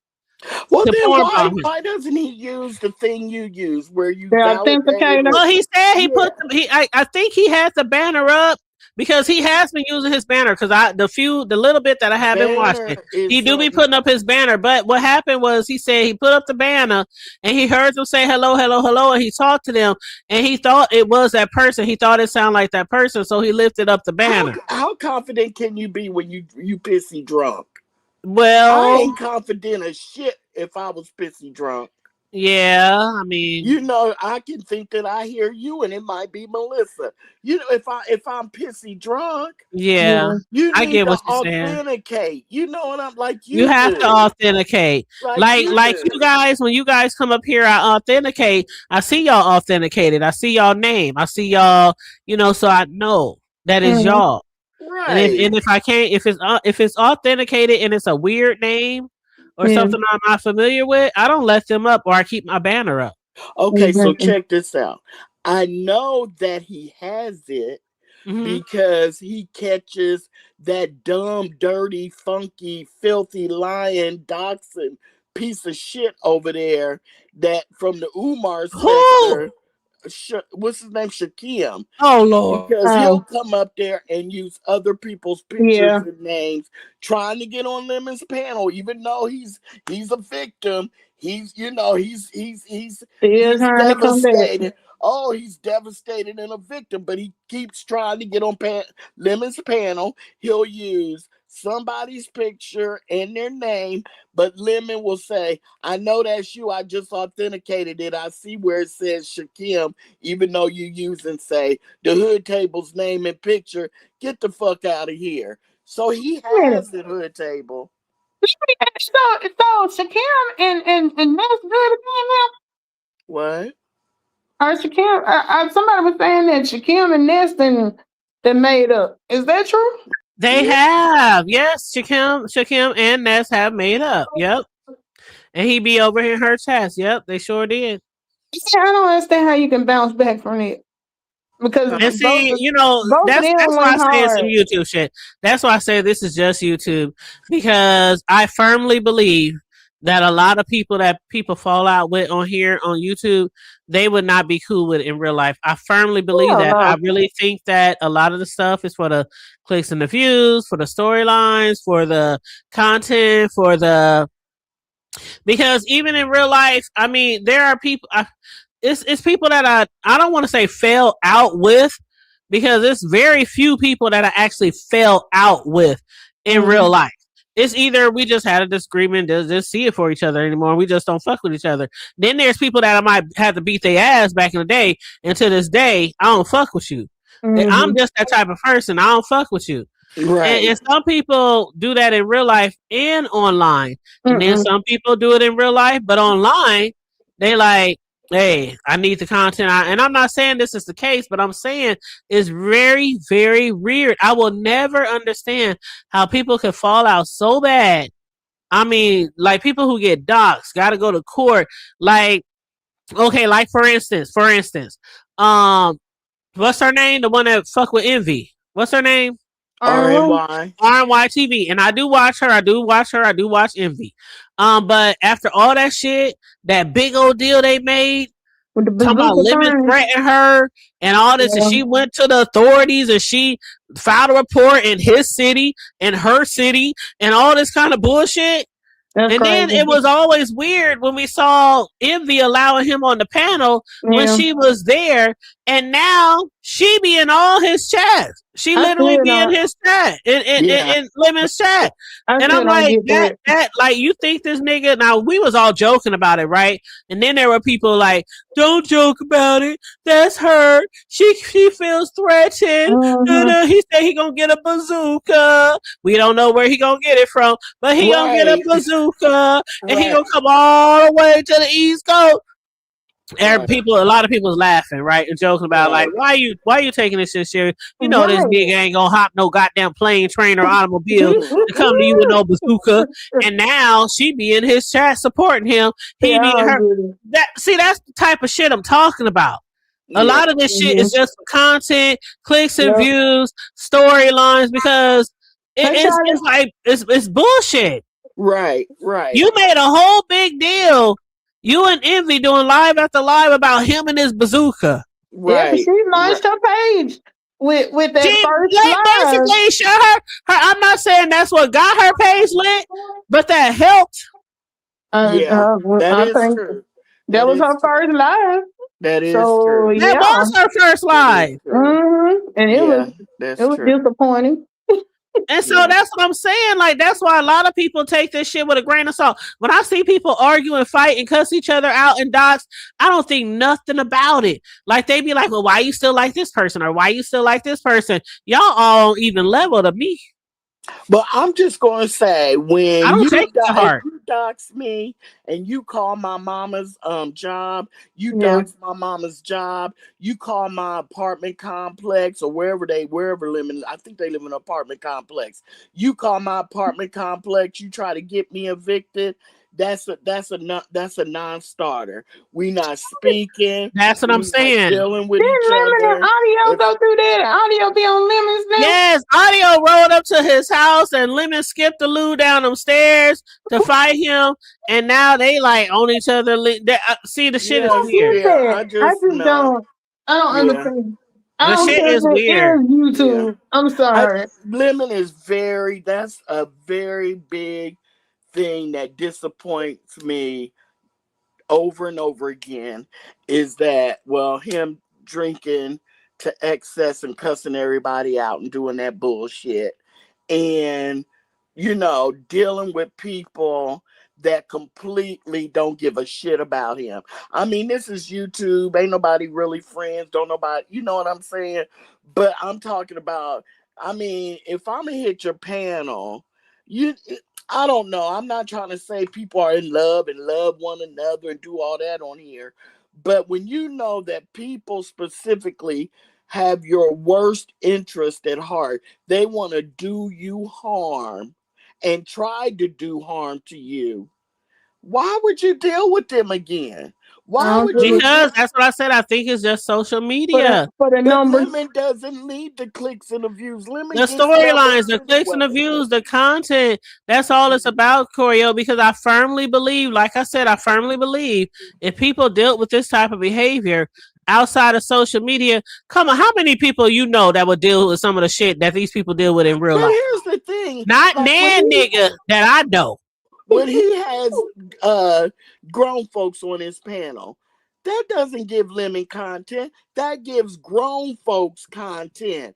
That's what I'm saying. He does shit that this doesn't make any. You know what I'm saying? But I'm talking about the bees. I'm talking about the fights. I'm talking about the doxing. I'm talking about the meeting up the fights. I'm talking about all these type of things. I'm talking about the bazookas. I'm talking about all those type of things. And then next month. Yeah, y'all the best of friends. Yeah, that's why I said it's all about social media. When it comes to that type of stuff, these people don't seriously be beefing, and that's what they say. That's different. When Sean Bradley went live, somebody said in his chat that they made a beef sector a circus, because back in the day, it was real beefs. It was. It wasn't you couldn't come to nobody's house and knock on their door and be on their panel next week. That's right. It was to the dirt. It was to the dirt. It was to the dirt. So a lot of this shit, that's why sometimes when I watch shit in Corio, a lot of times when I watch it and I think it's some fucked up storyline, some play. Yeah. I won't even do commentary on it. Nope. Because I know that this some fake ass bullshit. This some fake ass bullshit. And they gonna be cool in a couple of months. Was you around a few weeks ago when Envy was trying? Something had happened. Envy was trying to get Diva Tomboy to take something down about RNY, and he was up there, trying to whatever. And so Lemon had tried to come up on his panel, and he wouldn't let him up. So then he goes over to Lady Nika panel and was talking about Envy. So he left Lady Nika and went back over to Envy and pretty much told him what he had just did. Like, I went over there and I talked about you. I said RNY to take her pussy back, all that type of stuff. So instead of him getting mad at him, he got mad at Lady Nika. You wait a minute. You broke up. You said instead of him getting mad at Lemon, he got mad at Lady Nika. Yes, his snapback was not for Lemon. It was because Lady Nika was like, "Wait a minute, I'm getting." Lemon was the one who did it. He came up and told you he did it, but you getting because Envy's thing was, well, Lady Nika, you supposed to be friends with RNY. Why would you let him sit over there and say something like that? Which I'm gonna be honest, she didn't know he was gonna say all that. I was listening, and it was like, ain't he misdirecting his anger? Why are you mad at Lady Nika? Yeah, he's been accused of that a lot. A lot of people say that he lets people come after RNY, and he really doesn't take up for her. Because that's what Lady Nika's response was like, why you get mad at me? If anything, RNY be mad at you because, you over there trying to kiss but to get her to take the thing down, and you knew she wasn't gonna take it down. But he told me, I just felt like I almost had her to the point where I was gonna get her to take it down. Well, she was going back and forth with RNY in the chat. So what made you think that was gonna happen? She said, "What about RNY in the chat?" It was something simple, like something about RNY. It happened on YouTube cameras, I think. RNY had said something in the chat, and Diva Tomboy thought she was responding to her, but she really wasn't, or something like that. She said, and then so Diva Tomboy went and put. I don't know if it was RNY's job or something like that. She put on her page. I remember she had put a lot of stuff about RNY on her page. I remember that, and Envy had started posting stuff and making videos, kind of like telling her, or demanding her to take the stuff down, or stuff. I remember that. Trying to do it like it wasn't aggressive, like take that shit down. It was more like, Diva, please take it down. So while he was up there trying to do that, I guess Lemon he was trying to advocate for RNY and trying to get them to do a sit down too, or some shit like that. Right.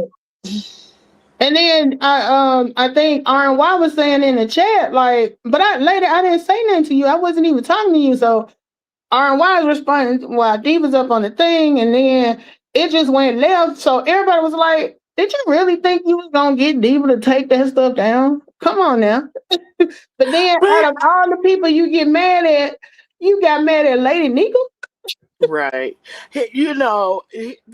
Well, here's the thing. I used to like low key be in the Mode 3 sector, just loosely. I hung out in the black sector way, for a couple years, but I was still B sector, but I would go over there. And there was a lot of people I watched regularly, but I would see Envy up on panels, and he'd just be up there chilling or whatever. He really wasn't, getting in any arguments or anything like that. He would just be up there chilling. And so when he was saying that he and Rick Reed were going to have a show together, I hit his panel and I was asking him about the show. I remember that.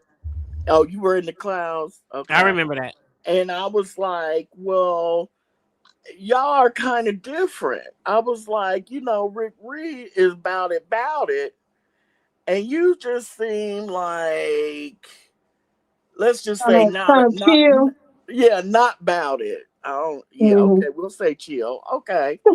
And he was like, Well, don't get it twisted, Choreo Lover.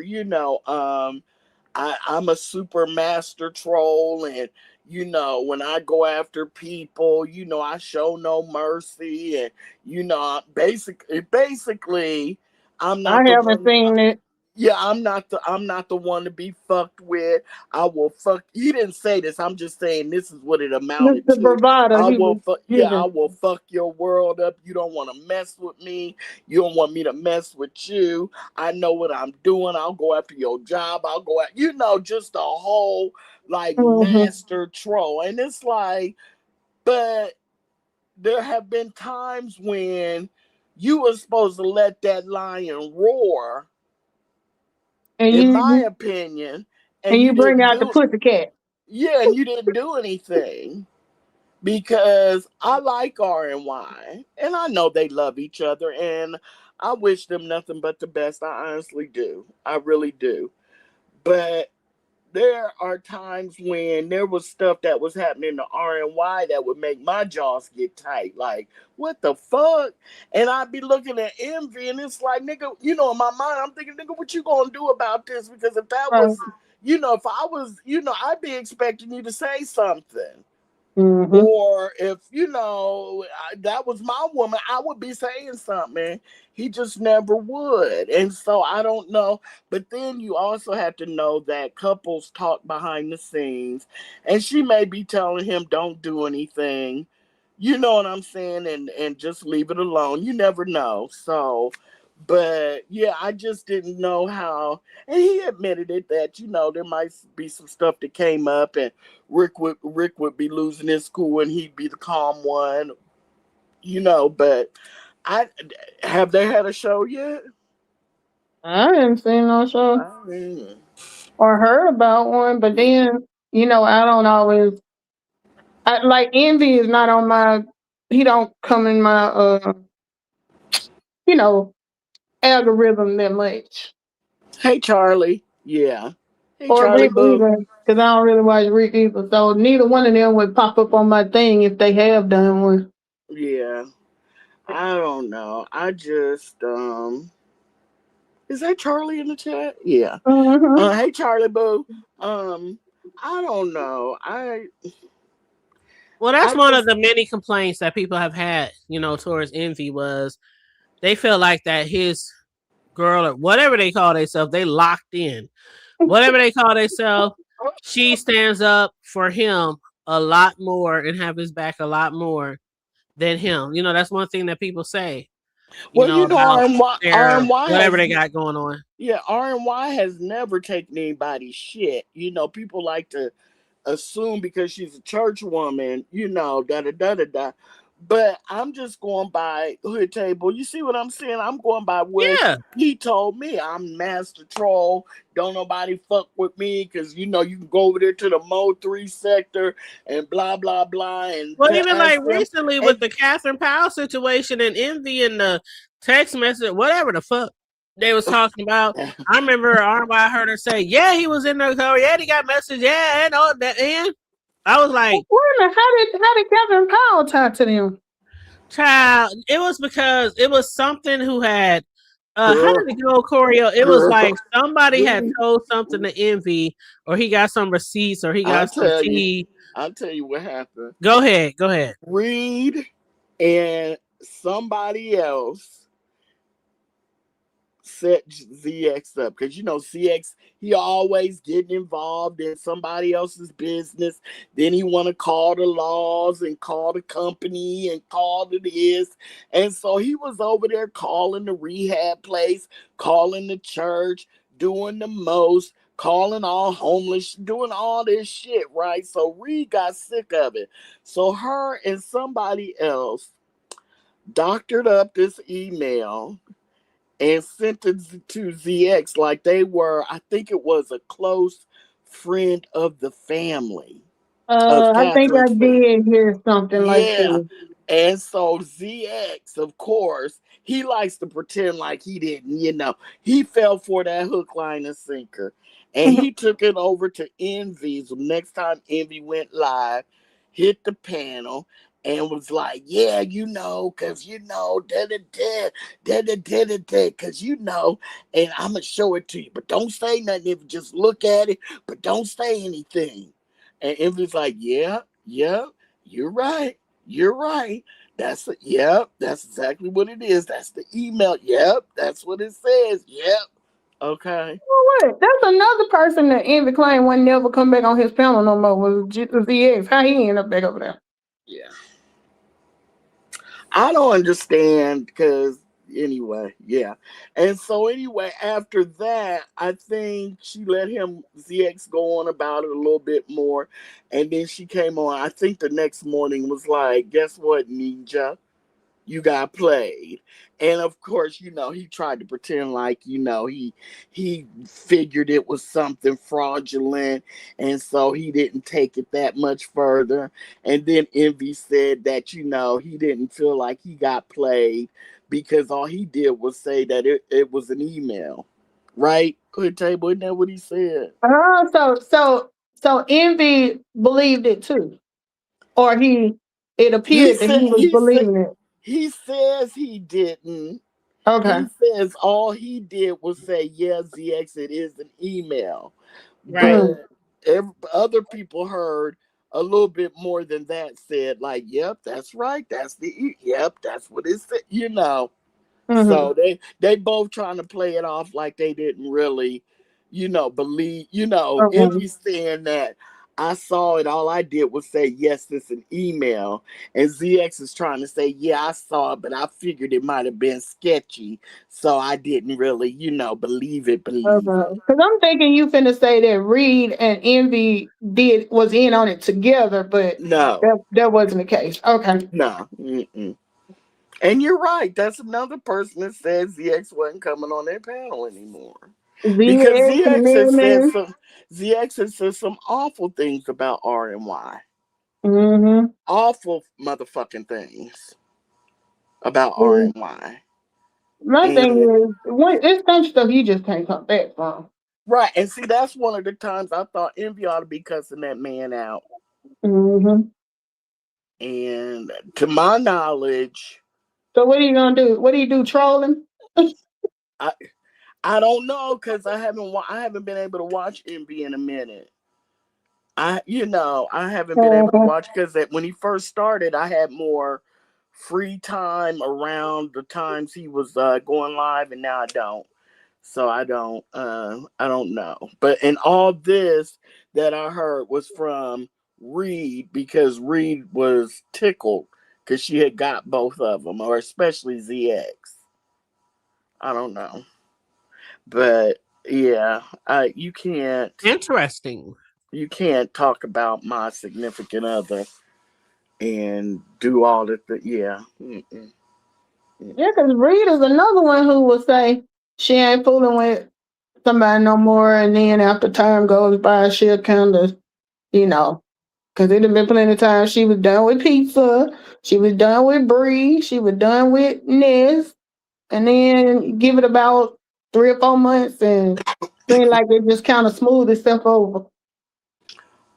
Yeah, but with Reed, I kind of feel like she doesn't make amends like we friends again. It's almost like let's be cordial because we both don't like Choreo Lover. You know what I'm saying? So since we both beefing with Choreo Lover, we gonna be cordial to get this done. But I don't think that she's trying to, because she doesn't expect people to come over on her panel. You know what I'm saying? I don't know. I kind Mm, of see her a little bit different, but I see what you're saying, no, Melissa. yeah, I see exactly what you're saying. but I guess it is like a numbers thing, maybe. I don't get it. That's That's why I what know I couldn't be a beef sector CC because probably by the time I got through, when nobody coming, I mean, Yeah, yeah. Well, and and Hood Table has always told me to say everything she said uh today. She has told me for years everything and I used to like, oh well, no, I don't, and it comes true. It comes true. But I think she's gonna be wrong about this Catherine and stuff, and Melissa, you and I are gonna be right on this one. This is the one where I think I got her finally, Melissa. But yeah, she's always Next thing you don't know, that pastor gonna be broke up and Catherine gonna be with that pastor. Girl, I'm going to the wedding. They gonna have to kick me out the church like they do her. I'm gonna make the cake. I'm going. Man, if that turned out to be true, I will personally come back and Girl, you know, say whatever I need to say. But I don't think I think that's in her head. girl. I done seen it too many times before. Girl. What's that song? I heard it all before. That's exactly what I thought about. I can't remember it though. But yeah, ain't that Heather Hadley? No, that ain't Heather Hadley. No, it ain't. No, that's Sunshine Anderson. That's Sunshine Anderson. Yep. Right. Yeah, that's one of my songs right there. Yes, I wonder what she doing. You see all. She was more of a one-hit wonder. I don't know. She was a one-hit wonder. Yep. She was. But I don't think, is there anything else? I can't believe he told Pizza to suck his dick. Yeah. If you listening up in the clouds, that was some foul ass shit. You was dead ass wrong for saying that shit to Pizza. But then they feel like that when Lolo's mom passed too, didn't they? Because then he cussed out then and said she wasn't ever coming back to his town. Who, Pizza? Yeah, because the son, you remember when Lolo's mom passed away, Pizza was having a live, and he felt like she was saying that he was trying to make money off of it. And then he got mad and cursed her out, and he did the whole rigmarole. I kind of remember something about that. I do. It was Pizza, it was Just Crystal, and I think what's the one he had that got his channel put? Yeah, I was just talking about her. Dragons. Yeah. Hey, Charlie. What up? Hey, Charlie. Yeah. And you know, Dragon, probably because I remember something loosely about that. But, you know, a lot of people have a problem because Lemon, people go to his channel, other content creators will go on his channel and visit him during his lives, but he won't come to theirs, you know, and chill and stuff when they're live. Well, you know, people got $550 to buy him down for how long? Is it the rest of a month? I don't know how long it's for, but was it 6 months or something like that? Recently? Yeah. Because people were like, why is he letting her come over there when he can't go over there? But then it was like, well, that's still a plus for him because, you know, if he come to her, she come to his, he's still getting views. But yeah, this was recently. What? These people throw them, you know what? It ain't never that serious. I can go ahead and turn it off or go look at some other videos and keep checking back to see when he's left the panel, and then I'll watch. I ain't giving nobody. Did they say who did it? Didn't they say who did it? The lady? Right. I wish I would pay that much money for somebody to be. Now, I wish I would. Octavius Prime, that was MGO, but with the Lemon thing, I don't remember who did it. I want to say it's the lady. The way my mortgage set up, shit. I think the lady admitted it though, because it was one of them. For some reason, I'm thinking she might have put it in chat though, for real though.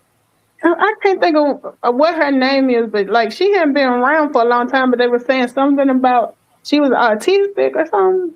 Who is it? NGO or something like that?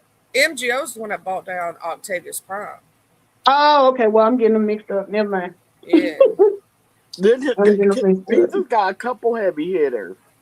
Yeah, she said it was take care of her. Hitters, I believe, but she didn't say who. I don't. Because I know Mo Better's one of them.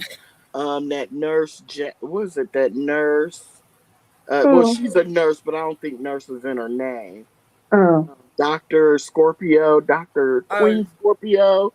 She's one of her heavy hitters. Dr. Queen Pisces? Yeah, Dr. Queen. There you go. Her. But I'm not saying no. It was one of those two. I'm just saying I know those are two of her. You know, Okay. heavy hitters. Oh, she You got know. a lot more than Yeah, she people got even know. oh, yes, yes. But those are two I know. Yeah, it seemed Yeah. like I remember her saying recently, like on an average night, she was getting like $3,000. I was like, who be cash Oh, apping like, girl, that's why people Child, be if she around. getting 3,000, I see why she on all the time. Shit, I yo? bet you she got about. I'm just trying to get $30. I bet she was getting that back in the day when she first started. Remember how her panels used to be? Woo! That's I would stay. crazy though. If her panel stayed up until 5 in the morning, I was up at 5 in the morning because those panels would be live. And Yeah, I, Pizza always had the lit panels oh though. my God, that was it was so fun. I bet you she was making $3,000 I then. miss Pizza's old panel. It was Easy. so much shit that went down on her original panel. I Oh mean my her original God. channel. It was Oh so She much still shit. got it, right? Didn't she get it back? Not the yeah, original one. she got it back, but she's not going to use it. Oh, did Okay. she? Yeah, she Remember got when it back. everybody was getting their channels, their old channels back? Like Oh Teresa my got hers gosh, she got back. her original channel back. I Yeah, know she got Deanna it Mm-hmm. got back. hers back. Yeah, she Yeah, got it back. yeah. But Oh Deanna, my god, Tracy. but could you imagine if she released that channel? They it would was a hit lot of shit her. on Pizza's first Yeah, channel. they It was would a lot. hit her and destroy that channel in 24 hours. Because these new people are soft as the fuck. They want to Yeah, be over here and twerk around in the beef sector, but as soon as some real beef start happening, oh my God, oh no, I'm going to strike for this. I'm going to strike for sexual this. And it's like, you know what? Go back to your original sector. Just go back. We don't It's even like want to they hear. can't even handle like okay, here's the thing. Do you know how many years that I took crap? Did I ever try to hurt myself? Thank you. No. Thank you. And many of us, you know what I'm saying? Thank you. No. Right. It's It's these the new beef people. sector. It's It's the the new beef. people. They It's want you to get up there and argue a little bit. And then sometimes, Charlie, when they argue a little bit too loud, okay, guys, you're saying the same thing over and over. Okay, guys, can we move along? That's what they'll start typing in the chat. And it's like, y'all messing up the tea. yeah, because you got to give them a minute. They might repeat for a second, but you give them about 5 seconds. Let it come out naturally, right? Let the beef Right, unfold naturally, and some shit's gonna come out that you didn't right. expect in the next Oh, 10, 20 minutes. yeah, these new people. Oh my God. I can't believe she said that. Oh my God. Don't talk about this. Don't talk about toes. Don't talk about fingernails. And it's like, what the fuck do y'all expect? What do y'all Nachos. want? What do y'all want? What are they just supposed to sit up there and argue back and forth like two sisters? Real gentle like, and because there's love there, and then stop on cue and then keep on with the commentary.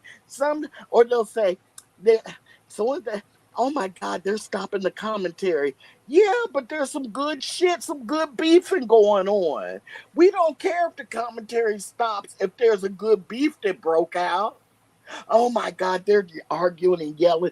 They stopped the whole commentary. I'm like, these motherfuckers need to go back to where they came from. I Only do not. time that I get upset when people like mess up the commentary, like when there's something going on, is like somebody getting up there doing one-liners or they ad-libbing and they make the person forget what the hell they was saying, and we was just getting to it, or the person like calms down all of a sudden and shuts up and didn't finish. You know what I'm saying? I'm like, this is some bullshit. We were just getting to it. You know? Oh, Dragons does that all the time.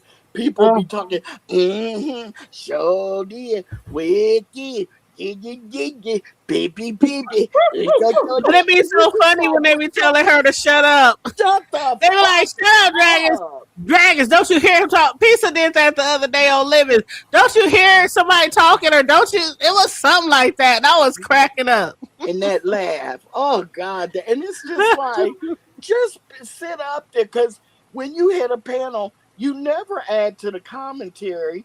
You just want to be seen. She's trying to drum up numbers and people in her chat, and that's fine. That's what you're supposed to do. but don't be up there Messing doing up the all flow.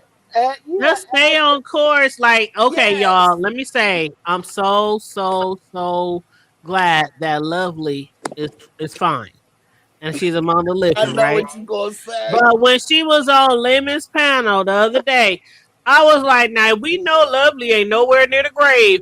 She was up there talking about her boobs, her nipples, I mean, she was talking about all kind of shit that didn't have shit to do with the commentary. It's like, why is she talking about your breasts? Why is she talking about your nips? Why is she talking about uh girl? I was like, what the fuck? Yeah, it be plenty of folks when they say we got somebody coming to the stage, and then when they come up there, you be like, "The fuck you let them up here for? Oh I my was God. finna go the wrong way." Oh my God. There I are was like, Lovely, what is you doing? Then when she kept trying to insinuate that Pizza didn't like dragons and Pizza was not going for it, she was like, Lovely, I'm not arguing with you. I'm not fighting with you. I'm not falling for your bait. And Lovely just kept saying, she don't fuck with you. She don't like you. And dragons, dragons, she's kind of, I don't want to say she's sensitive, oh, she's but very she do sensitive. know that a lot of people don't like her. Uh-huh, and I'm one.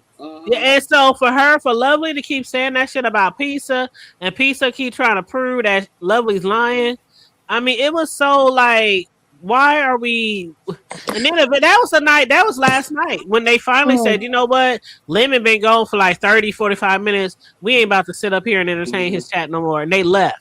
See, That was last night. right. She's one of those ones that you just don't want to be bothered with.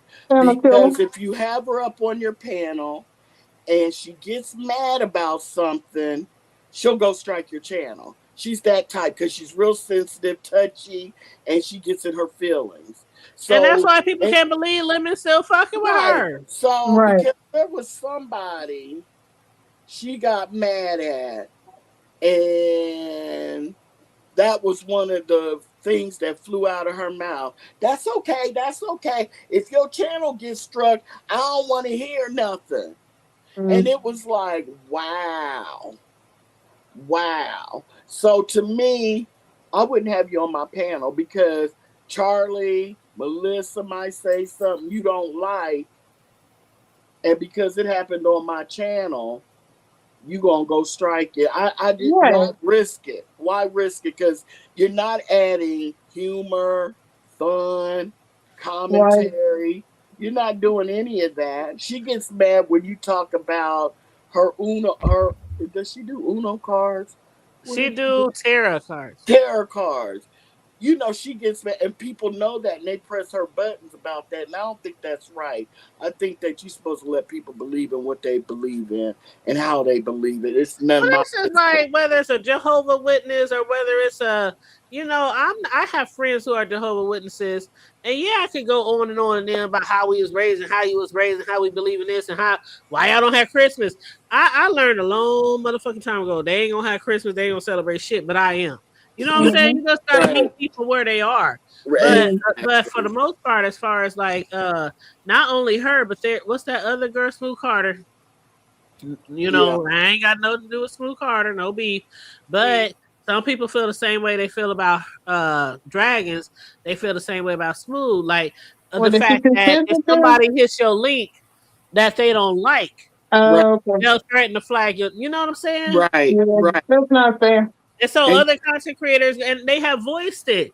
Like, why is you coming after me because somebody was on my panel that you don't like? It's not fair. Right. They didn't even say whatever you don't like on my panel.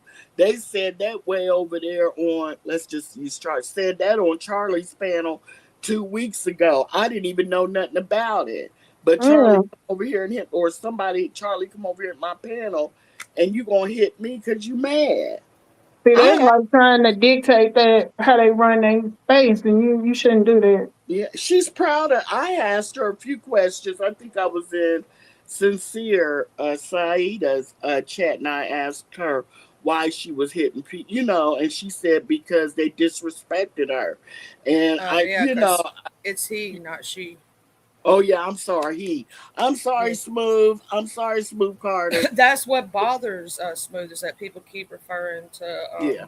And I him think I as got she. in that habit because people do make fun of her and Yes. misgender her. So I'm sorry, Smooth. I did because you know I don't do that. But yeah, and so it hurts her. But at what point do you just say, fuck it, I'm not going? And I did. I said, well, why do you watch people you don't like?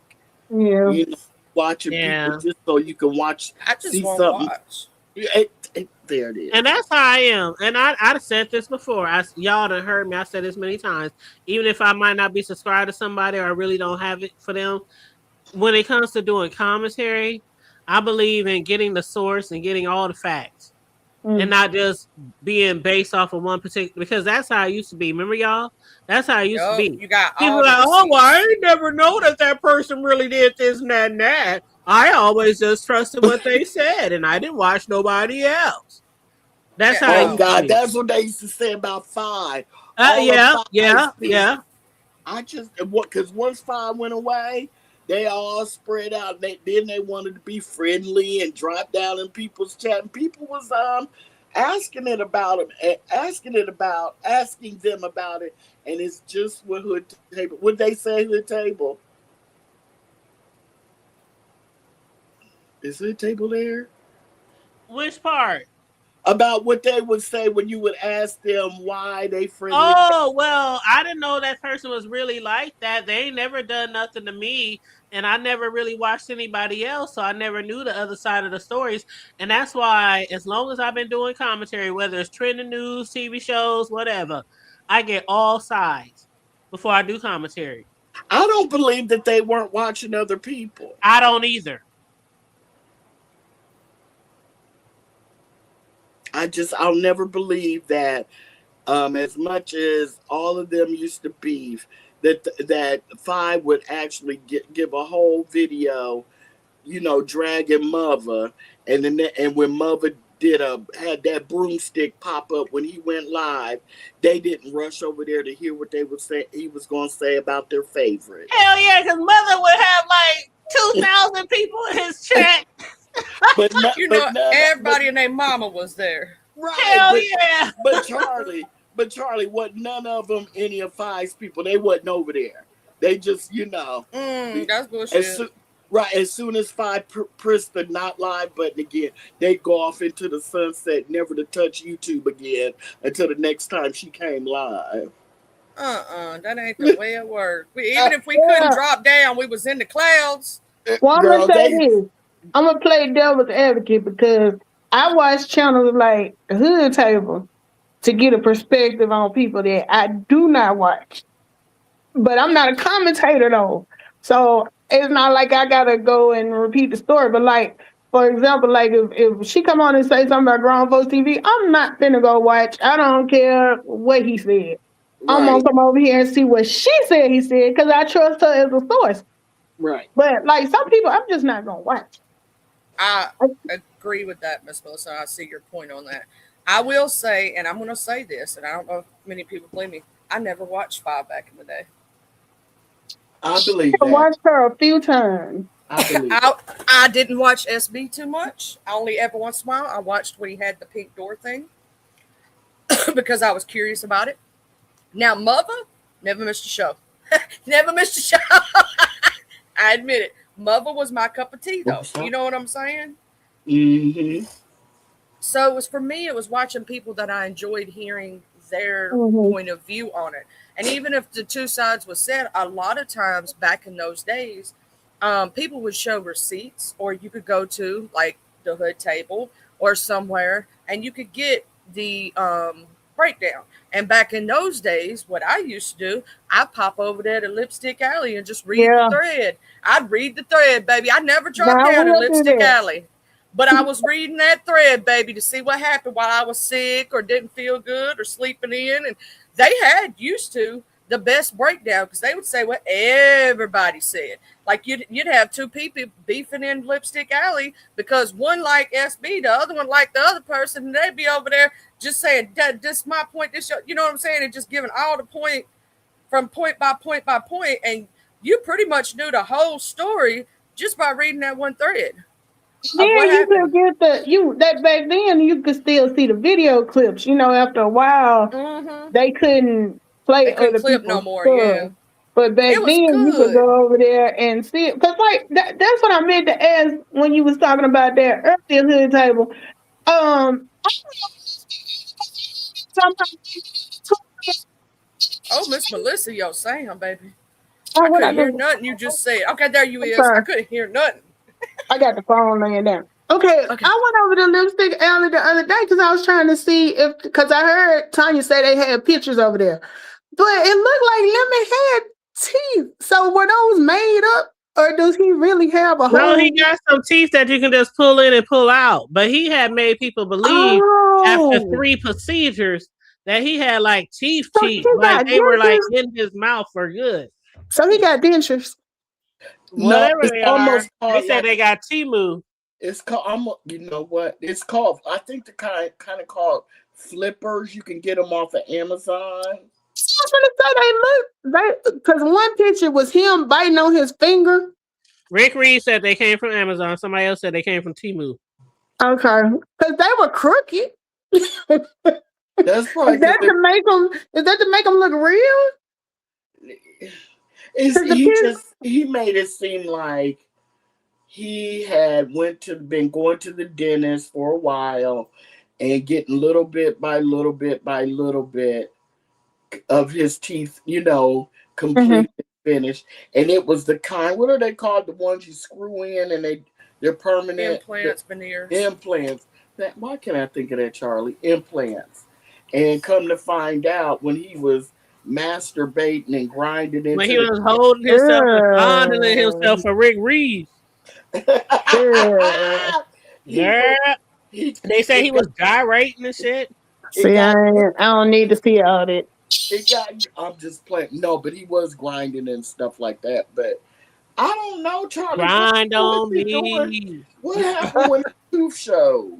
Or the not tooth? What happened? I don't know. What happened? What happened when he accidentally showed his tooth? Or his because the missing tooth? He didn't even know. He didn't even know. I had recorded it. But when Rick Reed saw that tooth wasn't in his mouth, he said, "Oh my God. Oh my God." Rick just clown his, "Oh my God, you ain't got no tooth. Oh my God. Oh my God." It was a whole thing. And Lemon was up there like, "What do you mean I ain't got no tooth? What do you mean I only got one tooth? What do you mean?" Lemon, I guess he didn't have his teeth in. Being that he was kind of tipsy or whatever, he didn't even realize that he had came on camera and didn't have his teeth in. Partially. They didn't have no pictures like that over there. So all those pictures that you see with a hole in his mouth, a black hole, that's from that night.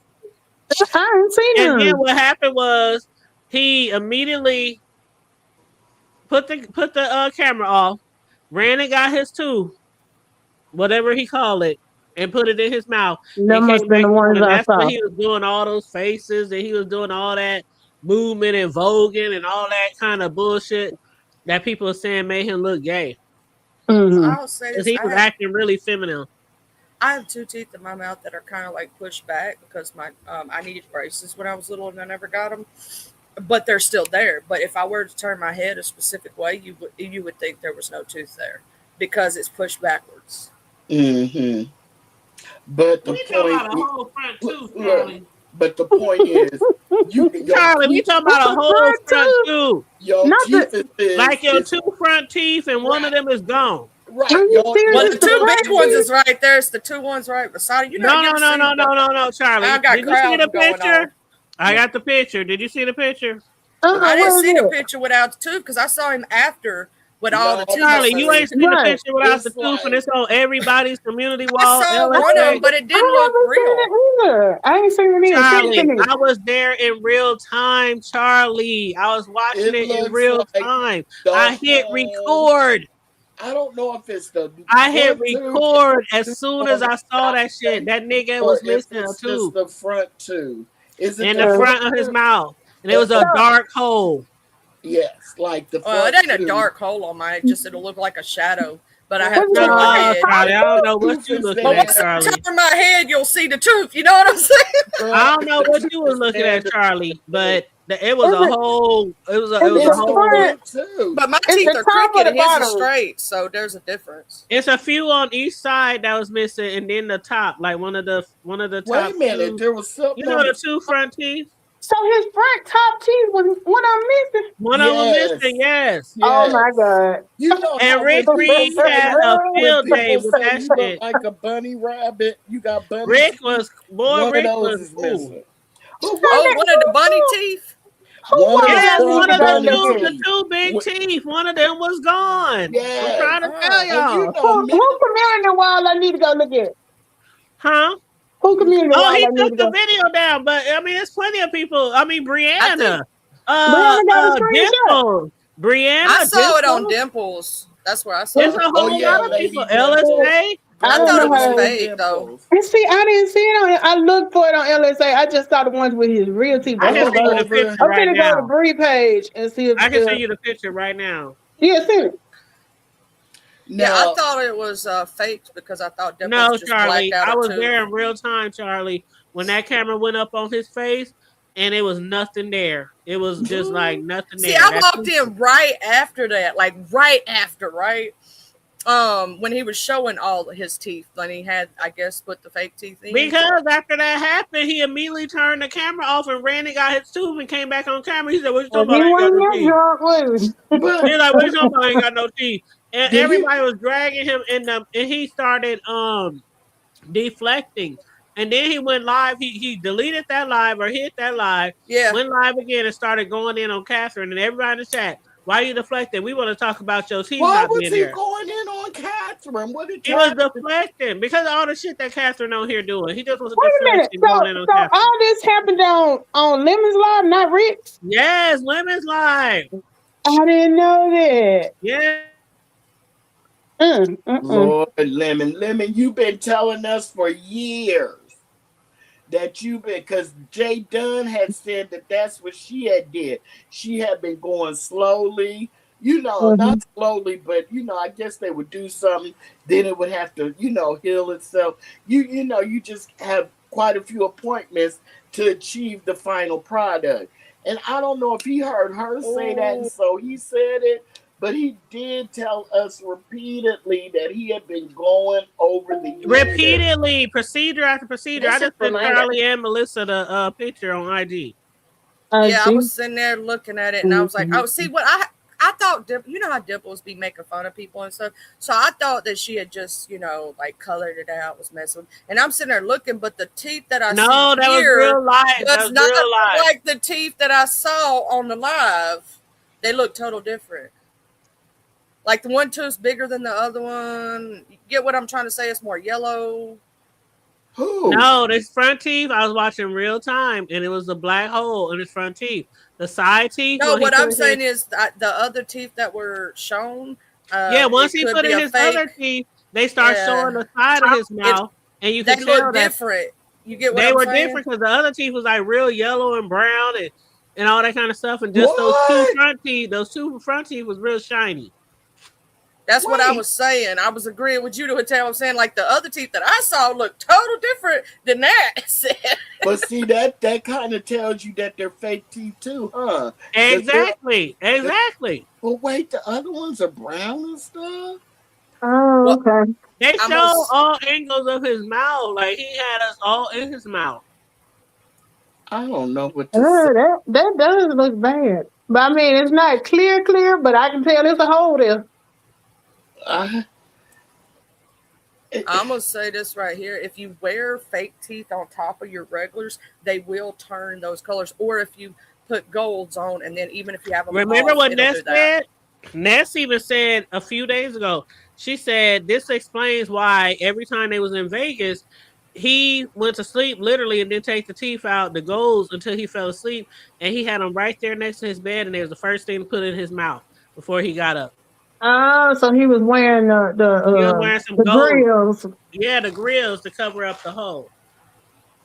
So you put in, now don't most people put their false teeth and grills and partials in some Polydent overnight. Keep them I ain't white never seen clean. no nigga put Do no they do that with grills? no gold grills and no Yeah, Polydent. you do. I was gonna say I don't think they do that with grills. Not the gold, Not grills, but with not the gold grill. Them is With fake. the dentures, yeah. Yeah. Okay, well, denture. Look, you can tell I don't know. You can't do But that with the grills because it'll fuck up the metal. It'll fuck up all the Right. shit in it. even if it's gold. Yeah, you gotta still clean metal. those like a certain way. Like you gotta rinse them and clean them a certain way and dry them real Okay. fast. Because if you Well, keep them in water, okay, think about it like this retrospectively, and you're smart as hell. You know, if you put metal in water and leave it for a certain time, it can make it rust, right? Yeah, That's why you wouldn't do that. Yeah, but not gold though, right? they don't usually soak those. They just clean them by hand and let them dry, and they'll keep them up on a counter or something. Okay, but so they don't use toothpaste or Nah, not for gold grills. It's Uh-uh. just You like gotta have gold jewelry. It's just like gold jewelry. You just clean You gotta it. clean it Okay. a certain yeah. Set it so on you your would put damn it in dresser. gold cleaner. You put it in gold cleaner. I'm just trying to understand how you're because I heard people that wear grills their breath stink. I don't know. That metal smell. Some of them, it's because of the wearing. You gotta think about wearing that in your mouth.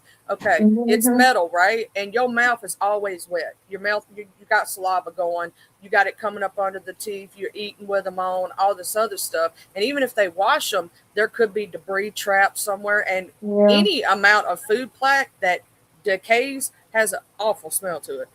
Mm-hmm. So with the partials and the dentures, they do use the Polydent stuff, Mhm. right? Okay. Mhm. So why can't you go to the dentist and get your other teeth whitened and clean so that when you put your partials in, because I don't think it matters with dentures, but can't you so they all match? Well, You're they usually supposed try to. to Hey, get that. vibrant. They usually try to get a color close to it anyway. Yeah, okay. Hey, vibrant. And Walter said, "What the fuck?" Well, I'm gonna shout this out to anybody out there. Please make sure that you get you a water pick. Okay, it's gonna get all those stuck on food particles out between your teeth or your grill or your partial or whatever it may be, and it'll keep your teeth nice and healthy. Tell See, them, Charlie. I don't just brush, baby. You got to clean your tongue too. Oh. Don't be walking around here, motherfuckers, without brushing your tongue. Yeah, I do brush my tongue. People be And forgetting there be about the some tongue. people- Oh yeah, I Listen. definitely brush my tongue. Damn, I damn near choke myself every time. I'm telling you, be getting that back of it. Go,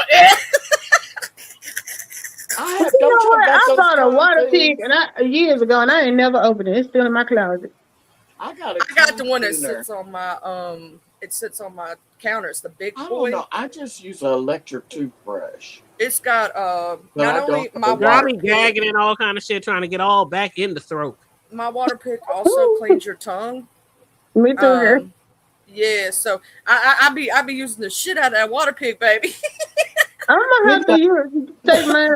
I never took it out of the box. It's still in the box. Also, Miss Melissa, you ever got that like piece of chicken stuck on the side on the corner of your tooth, and you've been trying to get that bitch? That water pick will pop it right on out of there for you. Mhm. And see, I keep them little blue dinner sticks around. I had one I today, do too. but the only thing about I them, you have can fool trouble with around that and because I have stab with overcrowded. spoons.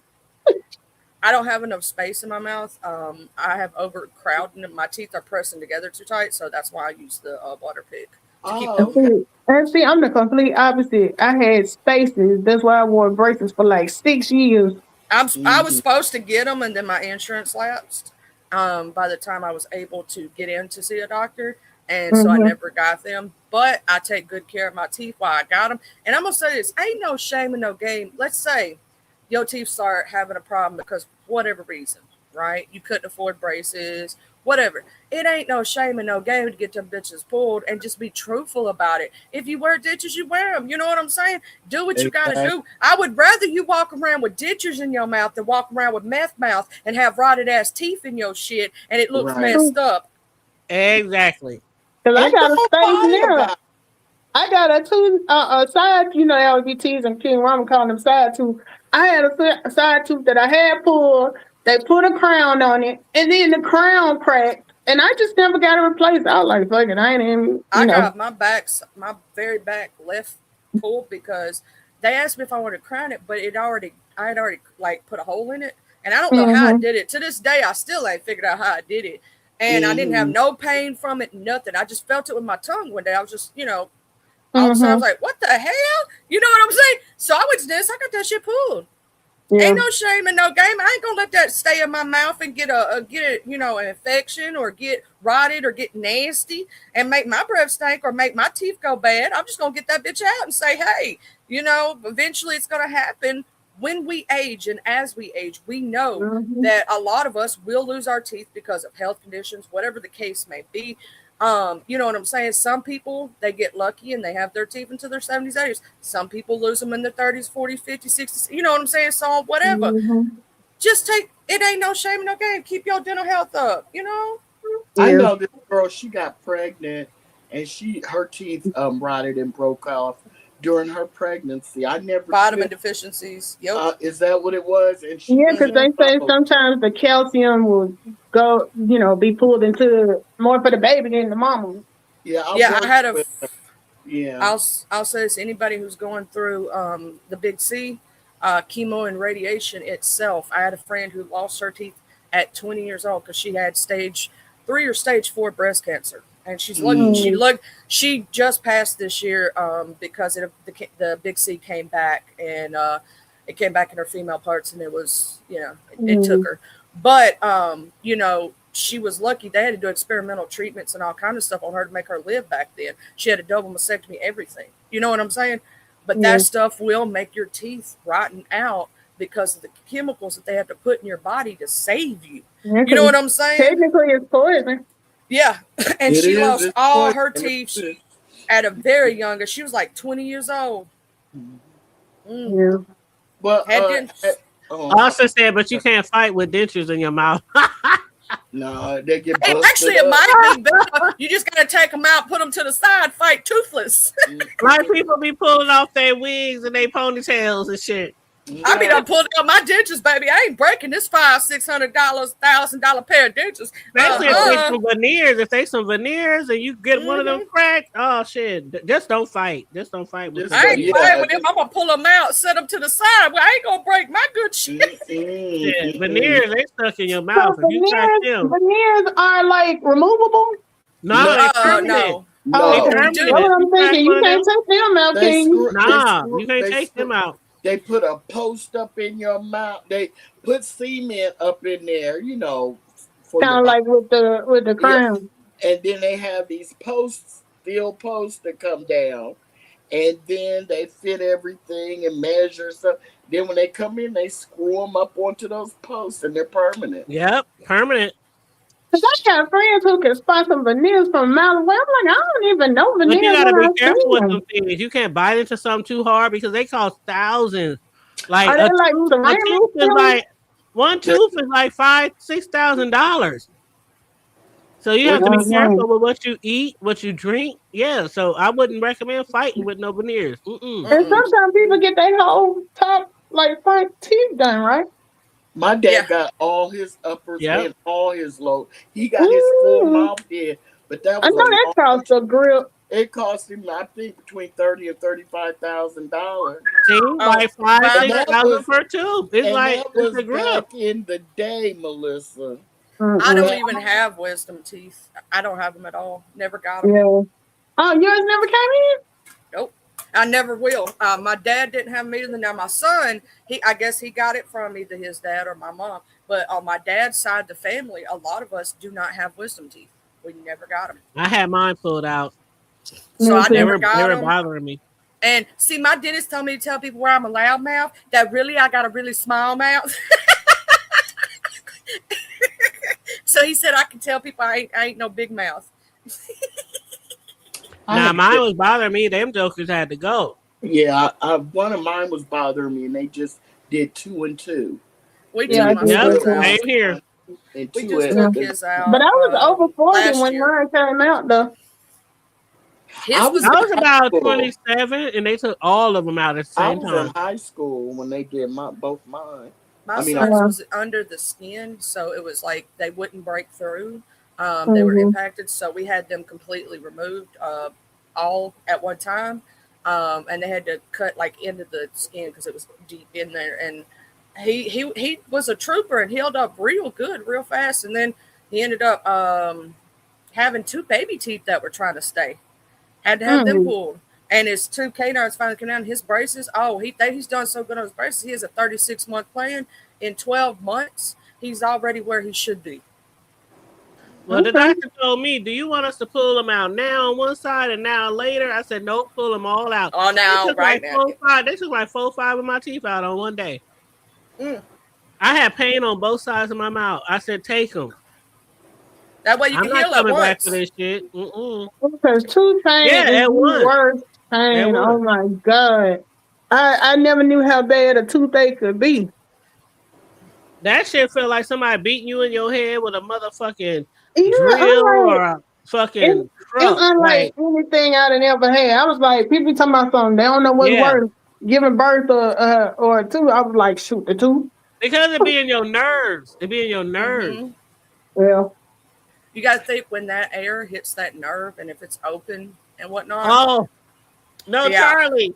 When I first got my tooth pulled, they said I was a smoker then, right? Yeah, you can't smoke. They said you cannot smoke because you have a dry pocket. What do they call it? Dry pocket. Right.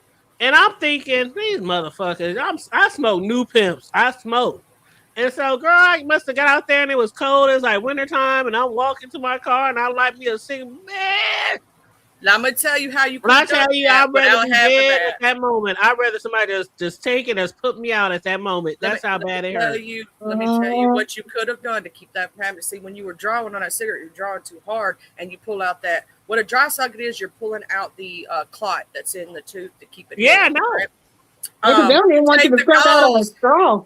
Yeah, you take the gauze and you put it on that one side or both sides, and you cover it up, and you barely cup on that damn cigarette shot. I had gauze in my mouth. Let me tell you what my dumb ass did. They sent me out of the doctor office with gauze in my mouth, and I hit a cigarette. Let me tell you what I did, Hood Table. I was doing so good. I had about a week in healing, so I only had to probably a few more days, and I wouldn't get a dry socket, right? I was half asleep, and I have a Yeti cup, so I have that straw in it. And most of the time, when I was doing was popping the top and drinking directly from the cup. Well, it was like 2 or 3 o'clock in the morning. Guess whose dumbass decided to roll over, was real thirsty, and drank out of her straw and gave herself a dry socket. That shit is the worst. I mean, I done had some horrible labor pains, but I'm telling you that when it hit them nerves, that hurt. You don't know no nerve tooth pain until you know a nerve tooth pain. That's like, just take me out of here. Your whole head, be throbbing when you bite somebody hit ice you. cream and your gums freeze when you bite an ice cream. Take that times 100. Like it's so bad. It feel like a boxer just hit you in your jaw as hard as they could, and you got that throb going from right there up to the side of your head. All the way up to the top of your head. Oh my God, the tears! I don't wish that shit on nobody. Yeah. Can I interrupt for a minute? Yes, ma'am. Melissa, can you please subscribe to my channel? Yeah, I didn't know you. So okay, am I not already subscribed? Oh, okay. Go back to the dry socket. Yeah, we done got her to 100 yesterday. Earlier. And Charlie, I tested out using my community wall, and the Hood Table got it, but I couldn't see your whole name. And and it kept saying no. Charlie sending love 3578. I couldn't see all that. And does the sending have a G on the end? Yeah, sending with the ing. Okay, I'm gonna try again, but I don't know how to. Anyway, I don't want to talk about that now. But thank you, Melissa. But where you were talking about the Shaquem Lemon situation with the computer. Okay, first off, I gotta say this. I'm tired of him pretending to be a damn victim of that situation, because I have heard this now from a very reliable source that Shaquem outed himself many moons ago in the black tea sector when they did an interview with him, right? Yeah. So how he gonna tell you that about oh, Lemon told everybody, oh, good. Bruh, you didn't just out yourself in the black tea sector. I've also heard it was in the black sector and other places. So how are you going to say that's all on Lemon when you should have just been you in the begin with? Same thing. If somebody were to, let's say Lemon had a laptop and somebody were to see something, why didn't you just tell people your damn self? Oh, and Well, Cordell, I was already subscribed. oh, okay, okay. Well, thank you, thank you. Mhm. And he was anyway. Yeah, he was I don't also like doing. him. He was also doing Me things neither. on. Well, you better be careful because you'll be accused of slinging pom poms for Lemon if you don't. So be careful, girl. But he was also doing things. What is it called? Is it called YouTube Plus? Yep. And where you can do sexual stuff over there. Oh no, that was his freak Twitter. Twitter, Okay, yeah, I yes, heard about Twitter. that. Twitter, yes. So, and people had already brought pictures and movie videos from over there to over here. So it was, and people from the Umar sector have I'm been tired of that telling victim thing you people, keep calling. Like, have been telling people in the beef sector that he was. It was just nobody wanted, the people that petted him like he was like a little puppy and they would hold him up and protect him. They didn't want to believe it. And those happened to be big content creators. So they had a lot of people in their chats. And so, they would big content creators would discount it. So therefore the majority of the B sector would discount it because, those were all the big content creators people. But yeah, it was, people go with there the are people crowd that have sometimes. really been actual, let's just say assaulted. And I Yeah, think it's disgusting. And there are people, I'm sure, in this beef sector that are that listen to that and get offended because yeah. they've really been assaulted. That's not something that you just throw around. It's like when people throw around the pedo word or some of these other things. Yeah. Exactly. That's not things that you play with, because here's the thing: you're taking away from real victims and real situations by throwing around things like that. Yeah. Because there really are bad people out there who do that stuff, and then you're just making that another word at this point. You're taking away from the importance of that word and the severity of that word when you start throwing around like candy. You know what I'm saying? When it's not supposed to be used in that manner, you're taking away from people who actually have been essayed, people who Mm, actually have been done that way. And there are mm, many people mm, probably here who have gone, like you said, Quiriel, have gone through that, and mhm, you're just making a mockery of them at this mhm. point, which is messed up in my opinion. Well, Right. I was also accused of not thinking that there's a deadline on how long you're supposed to suffer from an assault, or you know what I'm saying. And my thing is, I don't believe that there's a time limit on when someone suffers from an assault, suffers from the trauma. But when I don't believe you've been assaulted in the first place, yeah, there's a time limit. Well, Yeah. You understand what I'm when you're saying? using it a Hmm. lot as a read for attention on the internet, and it And that's like all it sound like.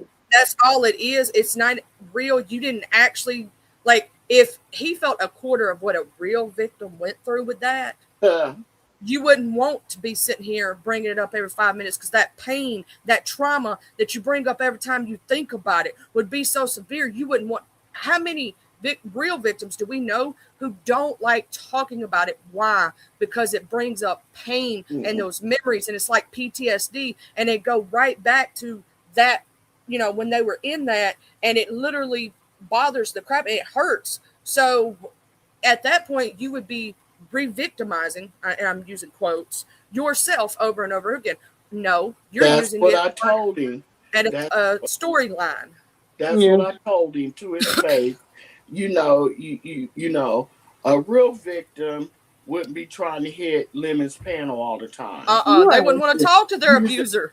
They wouldn't be watching him and then going live right afterwards discussing everything that went on hour minute by minute. So, there's just too many things that you might be upset and hurt. Your feelings might be hurt. I'll give you that. That's valid. You're disappointed and your feelings are hurt that he did that to you with that laptop. But as far as being an assaulted person, no. See what I agree with what you're saying. I agree that, like, yeah, your friend hurt you, so you're hurt. Okay, understandable. You thought this person was your friend, or you thought this person, y'all were growing a friendship, however you want to say it. Right. Yeah, and so you expected them. You thought that they would respect your privacy, blah blah blah. They didn't. Okay, yeah, you're hurt in that manner, but do not equate it to being SA, because it is not the same. And you should be ashamed of yourself for doing that, because you're actually hurting real victims by doing that. It's just like those women who go out and they'll actually do something with somebody, then they'll regret it and holler grape. That messes it up for people who are actually great. Right. Yeah. That's true. Just because you regret it. Did you hear him talking about it recently? I don't listen to him. No, I don't watch him. I do not watch him. The moment, I'm going to tell you, the moment I lost respect for him, there's a couple times. That situation a little bit, but it was before then. Do y'all remember when he had that free concert and he charged those Mo3 people all that money? Yes. And then it was a whole free concert on YouTube of covers that he had did. That was the moment. Yeah. I heard somebody told me that here recently, when Lemon was going to have his court case, he had people donate money so he could go up there. So he could fly out there. Do y'all believe he really went? Because I don't believe he didn't go. He didn't go. He took that money. That's what I know. Third or fourth time that he scammed people out of money, but some of these people have so much love and respect for him. I don't like the scamming shit of the people. It's like I don't understand why y'all feel like he should be getting all these passes when he's proving not to be a very nice person, and I'm using that lightly. Yeah. When, like, how I'm kind of protective over our beef sector people. When I see somebody come in and their whole intention, and I see it from the jump, I saw it from the jump with them, was to use our sector and then to lie to people and get money from it's one thing. A lot of people kind of stretch the truth on some things or whatever, but to fully scam, and it really like scam, you know what I'm saying? And do this countless times. Like, we can name quite a few instances of him doing this, right? Remember how he did Roe? Yeah. The way he did Roe, there's so many how many lies he said he was going to the BET experience, he said, and that situation, that was what it was. And then when him and Ness fell out, he doxed a lot of her people in her chat. That's why I don't understand how he can be back over there. Her people don't like him, I'll tell you that much. Oh, see, I dropped down once to say hi to her, but I was on my way out the door. I saw she was live and I had a second, and I just dropped down and said hi to her, but I didn't really see, Let me tell you what I saw, girl. What? Okay, they say it like this is what I have gathered from most of the people in chat. You can forgive him, it don't mean we will. Right. Okay. I'm like that in real life. But here's the thing. But are y'all going to have to sit there in her chat and watch? You know how he loves to get up on a panel. Oh, they be tearing him up. But he's used to that. They used to do it like that when he used to go on Bree's panel and sit for 2-3 hours. They'd be eating his ass up in the chat. See, I used to just leave. I'm like, anytime he hit the panel, I'm gone. Right. They used to so that doesn't bother him, because now that they do redirects, he'll sit up there for 5 hours. And then as soon, especially if you're a big content creator, and as soon as you say, well, y'all, can I get the redirect? And then, and so I have to admit something. And then they'll have 500 people, and then there'll be 27 that actually stick around for the redirect in his chat. But I He got to just admit something, Corio. While you were what? gone, What? he tried Hold on doing one that second, with Charlie. Hold on BS. one second, Charlie, baby. Okay. Yes, Austin Corio is here. That's her at the top, right next to me. What Yeah. happened? Go ahead. I'm sorry. No, Um. Austin was like Corio here. I I guess said he didn't hi know that to was you on the chat. I said hi to you, Boo Austin, a long time when you first came in the chat. You probably didn't know it was me. Okay. I'm So sorry, but yes, me. So what had happened is he tried that same shit with VS, and I would jump up there and say either I would beg Miss Intel or somebody else to go live, and I would go up there and say they was live to redirect to them, and I would try not to let him get it. He got it a few times. You know, VS, she just gives the redirect. She would just give the redirect to whoever asked for it, or whoever was there, or whoever was going live. You know what I'm saying? It didn't like she didn't charge for it. She just like, oh, okay, I'll just whoever, you know. And I was like, not this one. Let me go anywhere but this one. I go to CX. I go anywhere before I go to that one. CX did that one time when she was like, well, y'all, because he had been, Shakim had been sitting up there for over an hour. And she's like, well, y'all, I'm getting ready to go. And boom, CX hit the panel. And he was like, oh, you getting ready to go, Queen? And she was like, yeah. He's like, well, He was so fake. He was like, I'm getting ready to go live. Why don't you give me that redirect? That was one time. That was funny as hell. I was so happy ZX did that. I didn't know what to do. I was so happy. And then when he live, did you remember what he said? I just went live just so he couldn't get the redirect. He did. That live was like nobody was gonna stay over there with his ass either, though. No, but I went over there because I felt, you know how you get a feeling like, I think he did that on purpose. And as soon as he went live, he was dragging Shakim for filth. And I ain't gonna lie, I stayed for it because I thought it was funny. I mean, out of the two, I dislike Shakim more, believe it or not. Same. And I can't stand ZX, but I dislike Shakim even more. They're about equal for me. They're about equal. But we have been talking about your mod, Charlie, earlier. Miss Catherine. Yeah, because you know she's come up with some new whoppers. Because you know her baby daddy put her on the stroll. Oh Lord. You didn't hear that, Charlie? No, I didn't, child. Where did I miss this at? Where was this? Child. Girl, she went. They said we on some of her earlier ones. She went live this morning. Didn't you say, Melissa, for about 5 hours? Yep, because she said she's trying to get her watch hours in. I had to go take my son to the dentist this morning. That's why I missed it. And girl, is she in a one room or is she in a one bedroom? She said the pastor to put her in a one room with no windows, and he promised to put her in a house. Girl, she was going. It's one room with the wall air conditioner. Yeah, with a wall air conditioner. Wait a minute. So the same pastor she been talking shit about actually put her up in a place. That's what she claimed. That's what she thought. Charlie, go to her community wall. She's in that pink Pepto-Bismol dress. With that black hat on. With a big ass black hat on. And it says, you knew that I was sick and you threw me out. You are a hypocrite. And then she got some other shit under there, you know, that's a few days old. But today on the video, she was talking about, you told me that she was going to give me a house and I'm not getting off your neck, basically, until you get me the house. And see, I'm going to be honest, that has changed.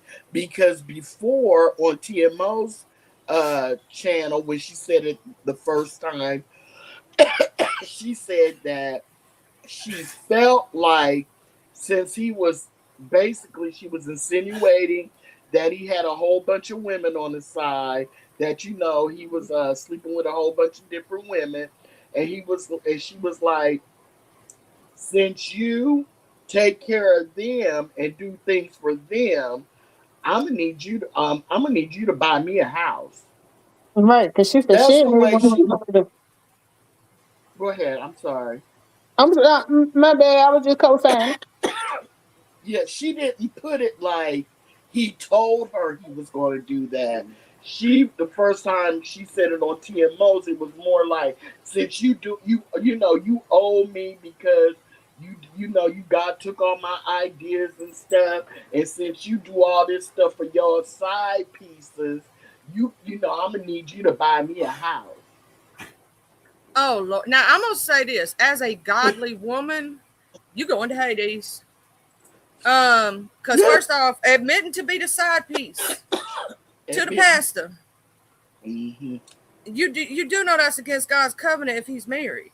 Mm-hmm. Now here's the thing: I some people do some hot things when they're young, but not with. I'm sorry, not with a married person or specifically a pastor if he's married, because if he's married. Right? If he's married, you're breaking a covenant of God. And I'm sorry, I am a godly woman, right? Even if they all breaking the covenant, they all going to jail, not just her. Going to hell. They all going. Yeah, it ain't no. It ain't just her. No, it's the pastor's wife, all the side pieces. It takes two to tango. I don't care if you're wearing a cloth. Well, technically, I don't care if you wear a thong, or if you wear the cloth or you wear the thong. Well, not the pastor's wife, right, Miss Melissa? I'm sorry, I named her. No, I ain't talking about her. I'm talking about technically. Catherine said she ain't going because she ain't never did nothing with the pastor. Oh, she never did nothing with the pastor. She said she never even spoken to him. Then why is he paying for her house? Charlie, because in her mind, I'm about to be in confusion all over again. Because she's claiming all this shit that he done to her, and then on the flip side, she says she never spoke to him, she never met him, she never. I don't know, Charlie. I don't know. Hey, what don't you know? See, that's what's frustrating. If the woman ain't never spoke to him, she's never interacted with him. What? How can the rest of that? I don't believe it. I don't believe that all this shit could happen, and she could be doing all this shit on YouTube, on social media, and she never really had any reaction. She likes the attention. I still believe that there are some things that might be true about this whole storyline, and I do believe that they have met, they have spoke, they have been face to face. I do believe that. Never. She said never, not one time. When she tried to interact with him, they met the deacon, the secretary and walked her back out the church. And kicked her ass out the house like Fresh Prince on when she made an appointment and she got up there to his outer office and the secretary saw who she was. And why is she mad at him? That don't make no sense. Because she claims that she was homeless and she went to the church, and one of the people there said, "Why are you carrying those laptops around? You people gonna make it seem you making people think it. You stole them. It looks crazy like you stole them." And so she was like, and she gave it to them to hold on to, and told them not to look at her stuff though. Right, not to look at what's on there, and so she wouldn't walk around looking like she stole the laptops. Even though people walk around with their laptops day in, day out, Monday through Monday, all over this world. But she didn't want it, so she gave it to them. And so when she went to go get them back, they wouldn't give it to them back. But they must have looked in the laptops, because the next thing she knew, the church had stole all her ideas and was doing them. And I'm wondering if she had like laptop bags, like the cases with the I don't know. Like a purse people have with the shoulder strap. I know what you're saying. Yeah. She never went in the. Yeah, no, she didn't. Like, did she just have them in her hand, just hold them out like? Yeah, but people walk around with their laptops every day, all day long. But usually when you're leaving home, and you're going somewhere, you just don't walk around with your laptop in your hand. It's in a carrying case. A lot of people do.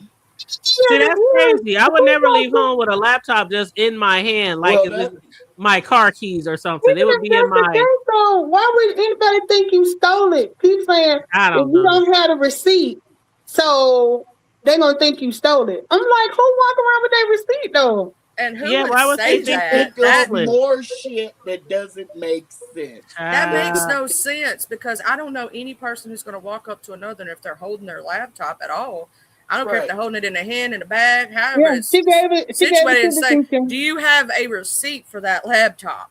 Yeah, At I'm a not giving church? nobody my laptop. I'm not. He said, why are you walking around with your laptops if you gonna make people think you stole them? Mm-hmm. That don't make no sense right there. Right.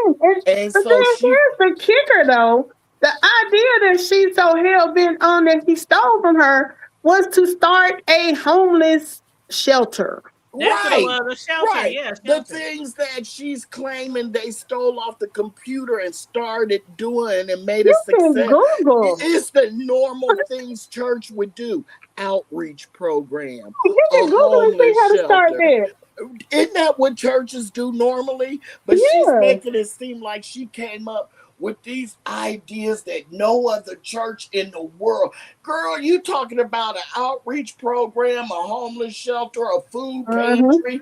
I don't know a church that doesn't do those things. Especially a mega church. A mega church. But those are the things she's saying they stole off her computer and started up at that church. They weren't, they weren't doing none of that before her.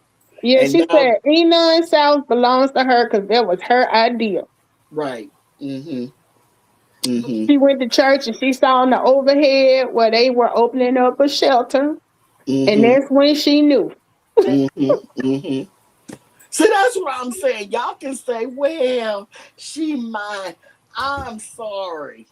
It just don't add up, Hood Table. But she just so adamant about it. She believed it to her heart. Everything she's saying.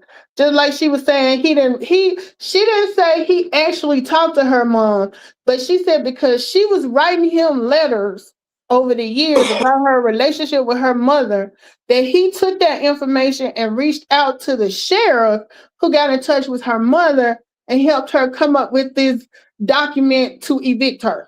So it's still no direct link between the pastor and her. Right. That is true. I never thought about that, Melissa. That's true. Yeah, her proof that this happened is the fact that the chief of police and somebody else is a member of the church. It's a mega church. Of course, it's 20,000 people there. What that doesn't prove anything. That's what Jay Wilson and Kay Fit were telling her, like, but that's not proof. The fact that they go to she's like, what more do y'all need to see? They're a member of the church. And I'm like, but that don't mean anything when you go to a giant church like that, because they don't know every person in that congregation. It's not like it was like my little wooden church where there was 20 of us and we knew everybody and everybody knew everybody and everybody knew everybody's business. It wasn't like a situation. When it's a mega church, they don't know all the congregation. There's no way they can know everybody. And they don't know your situation, even if you're writing them letters. The chances are of that pastor actually reading some of those letters, do you know how low that is? They probably have secretaries who are going through those and sending like some kind of type thing that's like pre-made. Mega churches have about 20, 30 different ministries. They'll have the homeless ministry.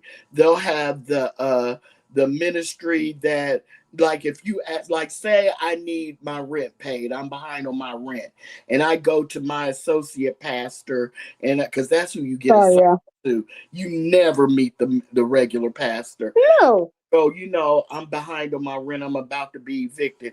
He'll send you to the ministry that handles that. And they'll make you take class. You have to take classes on how to budget money and do this. They'll go ahead and pay.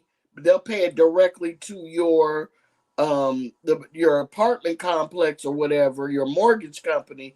But you have to take some classes. They have all kind of ministries. And you can't tell me that what you had on your laptop helped this mega church do all that. And then the other thing was, now I didn't hear this one for myself, but Jay apparently had one of the members from that church that reached out to him, and he was talking to her, and she was explaining that, like, when you join church there, you get assigned to a specific I don't know whether it was deacon or minister or whatever, but you don't interact with the head pastor himself. So she was like, she was like, she didn't know, from what Jay was saying, the lady didn't know Catherine personally, but she was just kind of explaining how it goes when you go to their church. There's no way one head pastor of a mega church with over 20,000. Some of them have 50,000. The Pottery House with what's his face? I think they have over 30. Oh, yeah. You know that church with that what's that guy with the he has the church in Houston. He has the mullet in the back. Thing. Yeah, Olstein, that's the 30,000+. He got a mullet. He still got a mullet. Yeah, he still got that mullet. Oh my God.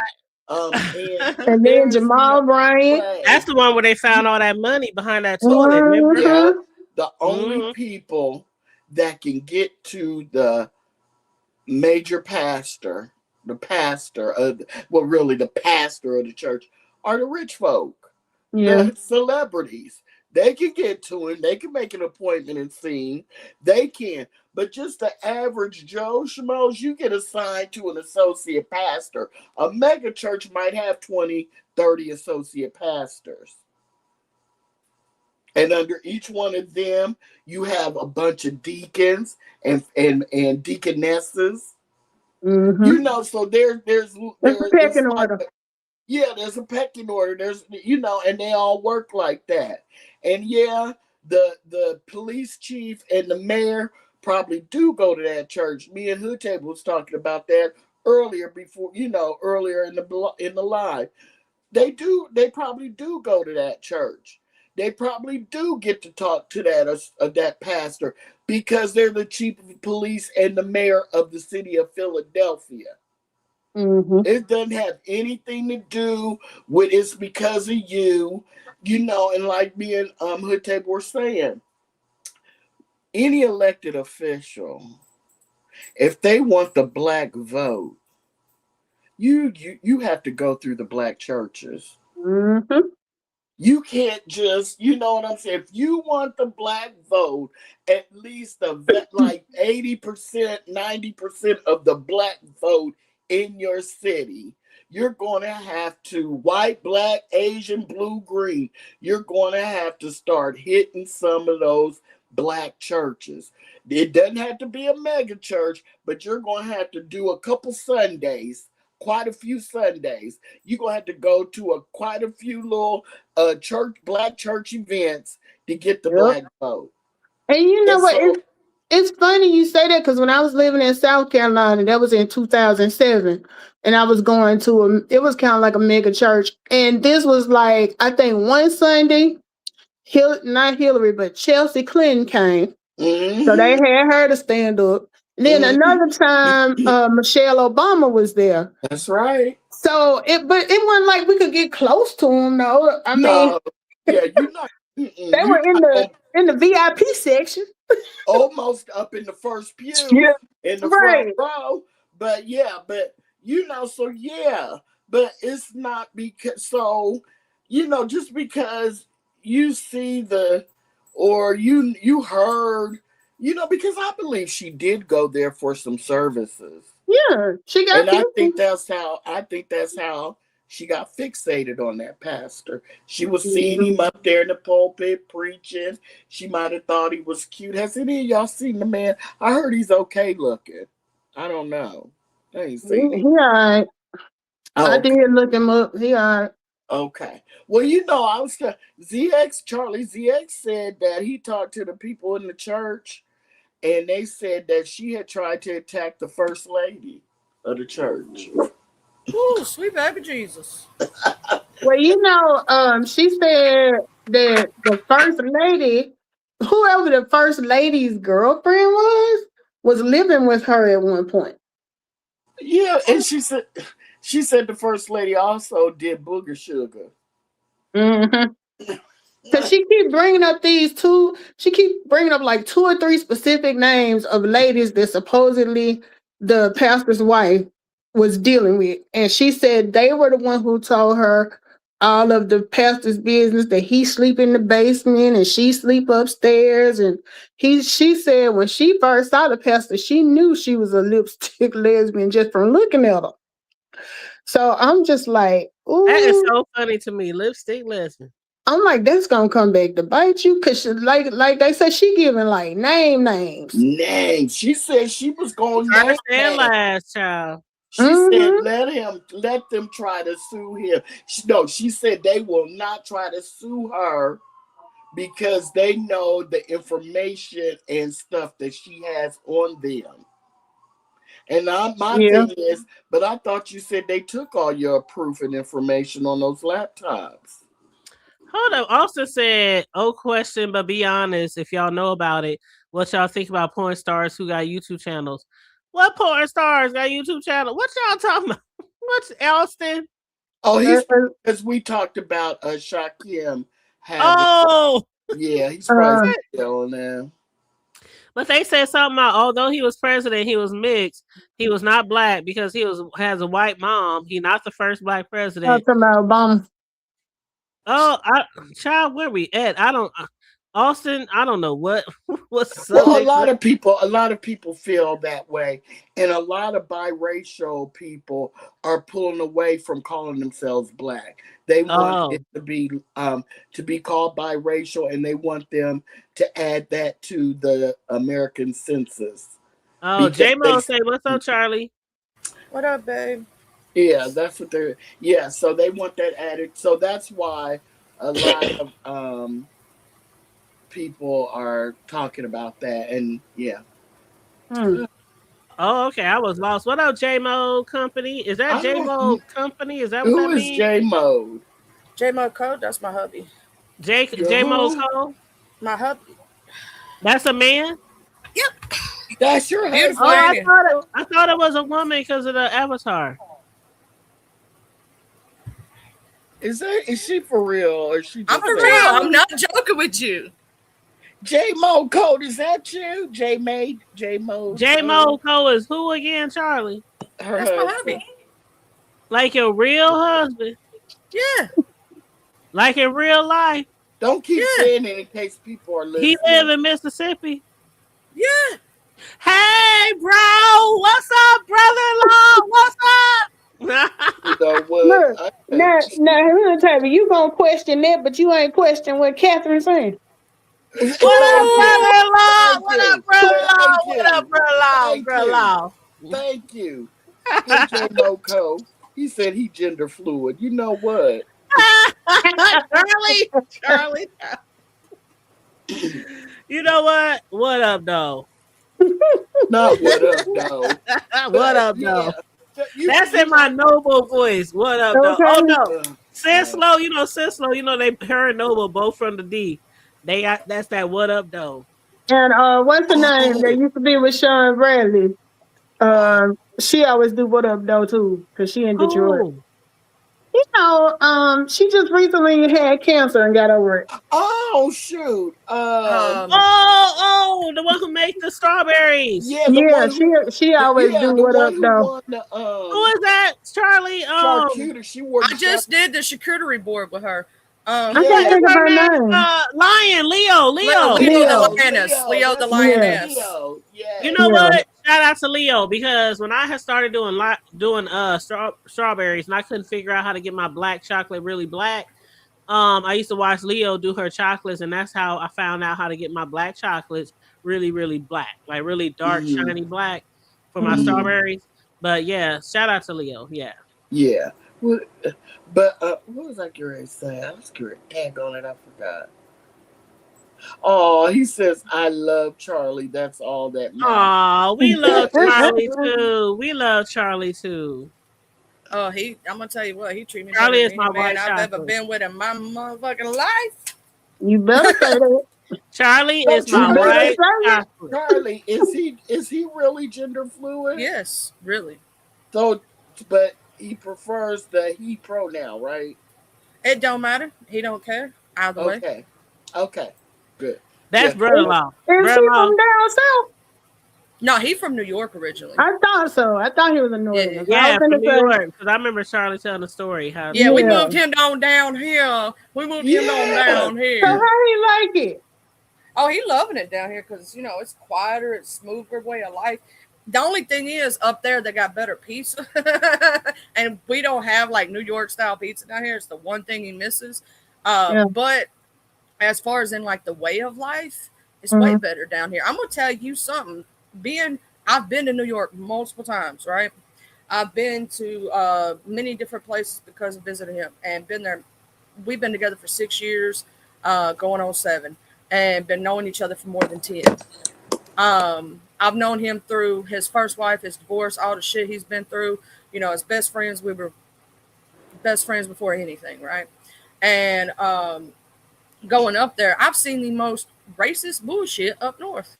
It's the craziest shit that you've ever seen in your life. I didn't know that old people still gave people dirty looks. What? You know when they give it.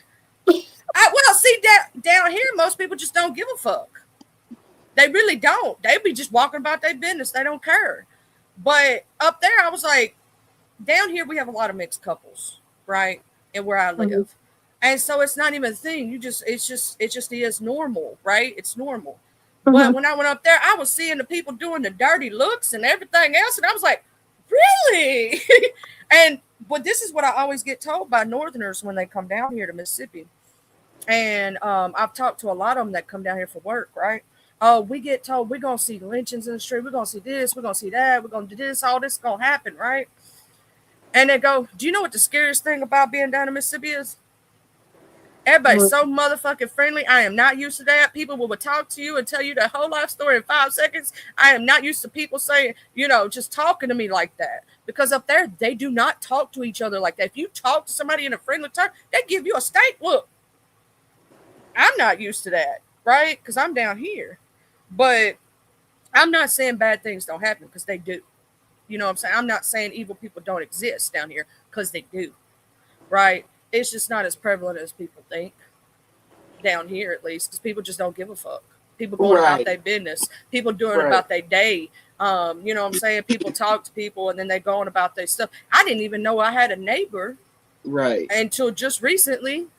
I'm going to thank Trump for one thing, exposing a few motherfuckers in my life.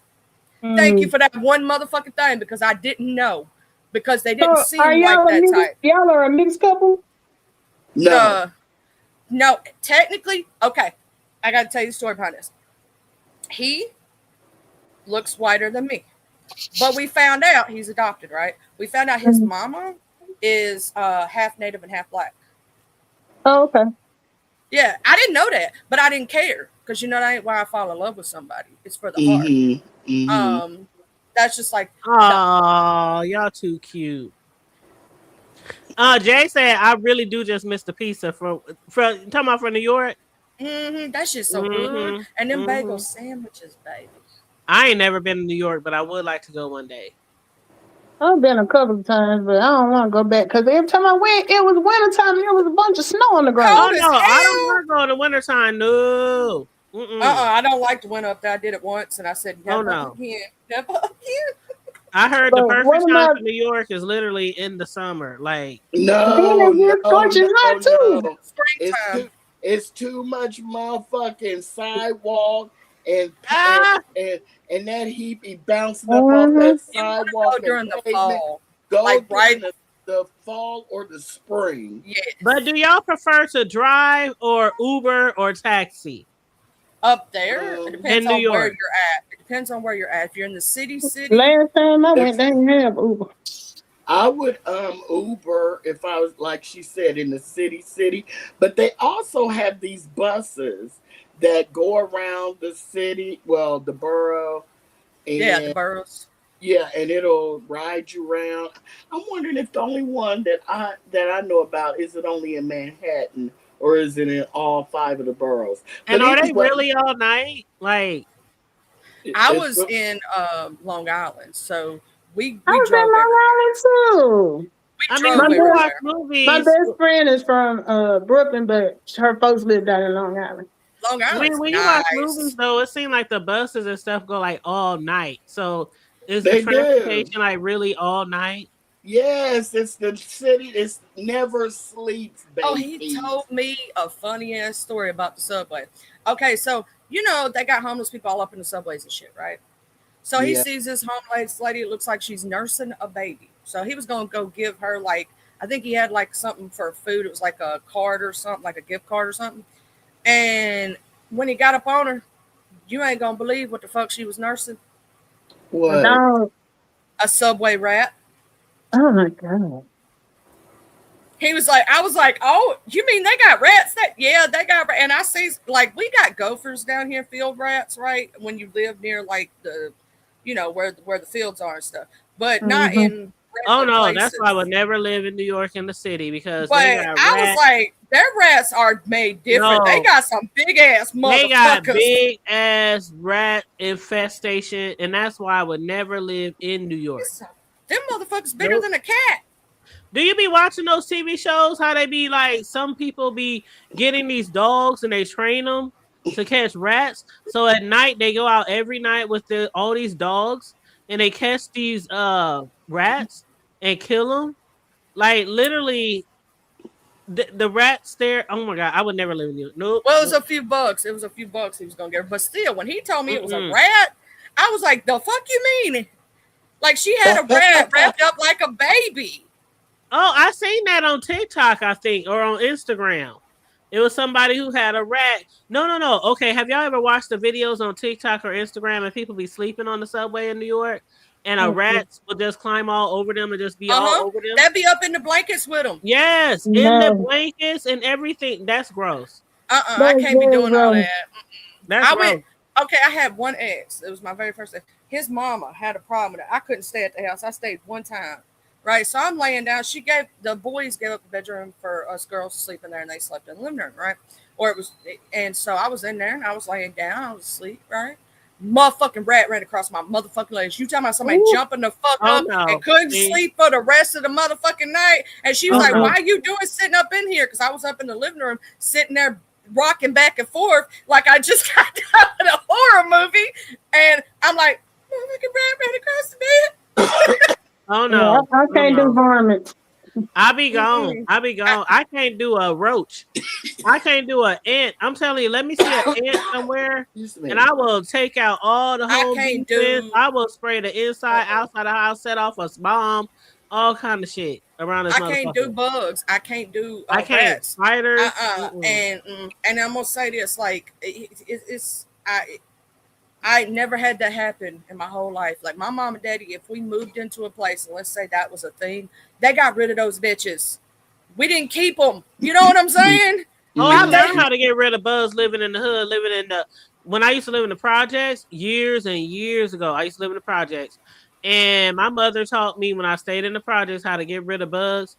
And so there was another time where I lived in an apartment building and one of my god sisters was like 3 doors down. And she had roach infestation. Man, by the time I finished with her shit, it wasn't a roach in sight. But her shit was so bad where we had to put all the furniture on the patio to bomb and all that kind of shit. And the bugs were just coming out of her couches. Like they was, you know how you set off those smoke bombs? The roaches was running out on the patio. Man, those were the days I wish we had the updated cameras and the modern technology so I could have recorded that shit. It was like thousands of roaches, just you know how from the carpet, the patio, and the concrete, they was just running across the carpet over the patio out onto the concrete and dropping off the edge of the patio. I mean, it was crazy. One time, my sister, we got to where she couldn't bring nothing in the house. You can't bring your purse. You ain't bringing your billfold. I don't give a fuck. She come over to my house one time and she brought those motherfuckers in, and after that day, she wasn't allowed to bring nothing else in the house because we had to like go through a lot of money to get rid of those bitches. It seemed like they were like immune to every fucking thing. And I don't know, they because she brought them from the projects of the hood. You know what I'm saying? And those bitches was like, oh my God. I was like, I don't know what's worse, roaches or bed bugs. Them motherfuckers, they call them, what they call them, hitchhikers. I was like, bitch, you better not bring nothing else to my house. Roaches and bed bugs, they call them hitchhikers. You have to be careful who you allow in your house, who you allow to stay at your house. I don't even allow people to do laundry at my house. Oh, my washer break down. You need $5? I'll take You it to the ain't laundry. bringing all your shit to my house. Mm-hmm. You just can't let everybody move in with you, live with That's you, or right. even do they laundry at your house. That's right. She It's brought like her real purse shit. in at one time, is what it was, and she was the only person that had visited. So, process of elimination. If you the only mofo that come into my home, you know what I'm saying? I didn't have like neighbors that are right next door. So there's no way it came from a neighbor. And you the only person that been to my house, and then I saw one, you the bitch that brought it to me. Process elimination. Exactly. And I said, you ain't never bringing another purse, nothing into my house from outside your car. I don't know where you got it from, but we not doing that because I have an issue with that kind of stuff. Like Right. I'm OCD. It's not a shame to get it, but it is a shame to keep it. I'll say that. Because people, like I said, people can bring it to your house. Let's say you move into an apartment complex, somebody, down the street does something and they get it and then they bomb and then you get it because of that. You know what I'm saying? Anybody can get a bug. Anybody can get it's not a shame to get it. You just gotta get on it right away. When you see some shit like that, even if it's a spider, you gotta get on it right away. Right away. Well, that's like we have ant problems down here. You're nasty. That's what I hate. Like growing up, they just assumed everybody in the hood was nasty. Everybody had this, everybody had that. But that's not the case. Most people in the hood, and you can say this as well as I do, the hood table, and all y'all who have lived in those areas, there's some of the cleanest mofos you could like. My house, you can lick our. Not saying we would do it, but my mama kept it so clean you could lick the walls and the floor. Back in the day when everybody used to get that shit from Rent-A-Center and be in the projects with they brand new fancy glass tables. Hey y'all remember the lamps back in the day? It was like 5 or 6 and they hung over. You know what I'm talking about? It's like one lamp and it had like 5 or 6 lights and they hung over and people would have it like hanging over their living room set or hanging. Y'all know what I'm talking about? It was like a stand that came from the floor and it stretched out into like. Yeah. I mean, back then when everybody had all the Rent-A-Center furniture and all that kind of shit, and they would be living in projects, you would think, why the fuck is you living here with this fancy ass furniture? I mean, they had the best of the beds and TVs and all that kind of shit. I mean, project cleaner than a whistle. Yeah, you from the outside it looked like it ain't nothing, but when you walk inside, you like, damn. You gotta take off your shoes in the projects, bitch. I know you ain't trying to act bougie in this little 400 square feet motherfucker. What the fuck? We had some bougie motherfuckers now. There was some bougie motherfuckers who had to have like. I had one auntie that she had like the crystal stuff, like them lamps with the little hanging crystals and all that stuff, and. She was bougie. She was real bougie, but I love the ground she walked on. That woman loved me. You know what I'm saying? But you didn't. There were certain rooms in her house that us as kids were not allowed because if you break her stuff, she's gonna break your. Oh, that's how my aunties and my grandma and them was. That's how they was. Shit. And see, I never because of that shit. When I had children, I never was like that. I never would have like a room where people could go into or a carpet that people could step on. I'm like, shit. It's a mop and pine saw. Go ahead. Now, if it's like really bad outside, like really wet and muddy and snowy or something, yeah, take your shoes off. But I always consider myself bougetto. I like nice things, but I don't like that much fancy things. And I'm still from the hood, so I'm a little ghetto. So I'm bougetto. I'm not bougie. I'm not all the way ghetto. It's kind of like a combination. I get you. I've seen those too.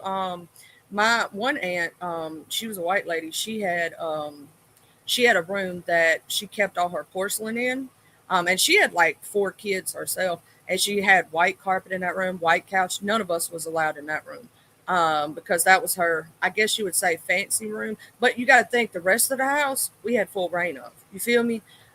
She just had her little space, if that makes sense, her little feminine space that I guess you would call her she cave, that she didn't want the kids in.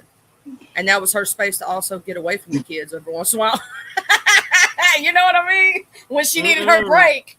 When I need a break, take your ass to your room or go outside. That's where that kids would be in their room or outside. Go to the basement. Shit, I was over here. Oh, I meant to tell y'all this funny shit the other day. What happened? I was at work, right? Because with my new career change and things like that, I'm in training and stuff at this job. And so I have to be away from the house sometimes. And so I had to be at the office one day, and my Ring alarms was going off saying somebody at the front door, somebody in the basement, somebody. And I'm up here like panicking because I ain't got nobody with this motherfucker. So I'm going looking through all my Ring cameras. Why I see one son walking through the house, go in the refrigerator, get something to eat, get something to drink, go downstairs to the basement, set up his video game. Next thing I know, I'm looking at some more cameras. My other son, Cam, he at the front door, opening up the door, turning off the alarm. Them motherfuckers, they down in the basement, kicking it, playing video games. And I'm like, what the fuck? And I'm talking through the cameras. What the fuck is y'all doing in my house? And they like, oh, Mom, well, we both have to be at work and we work over this way and we met up and we can't come to the house. I'm like, listen. You didn't tell me. You have to give me notice. You just because y'all know the alarm, just because y'all got a key to every door in my damn house, from the fence to the front door to the screen door to the basement to the garage, don't mean y'all just come up in my shit. Like, I was panicking, like literally at work. Oh my God, who done broke in my house? And they just chilling. What they supposed to do? They was chilling. Mel, you might have seen me posted on Facebook. They was chilling.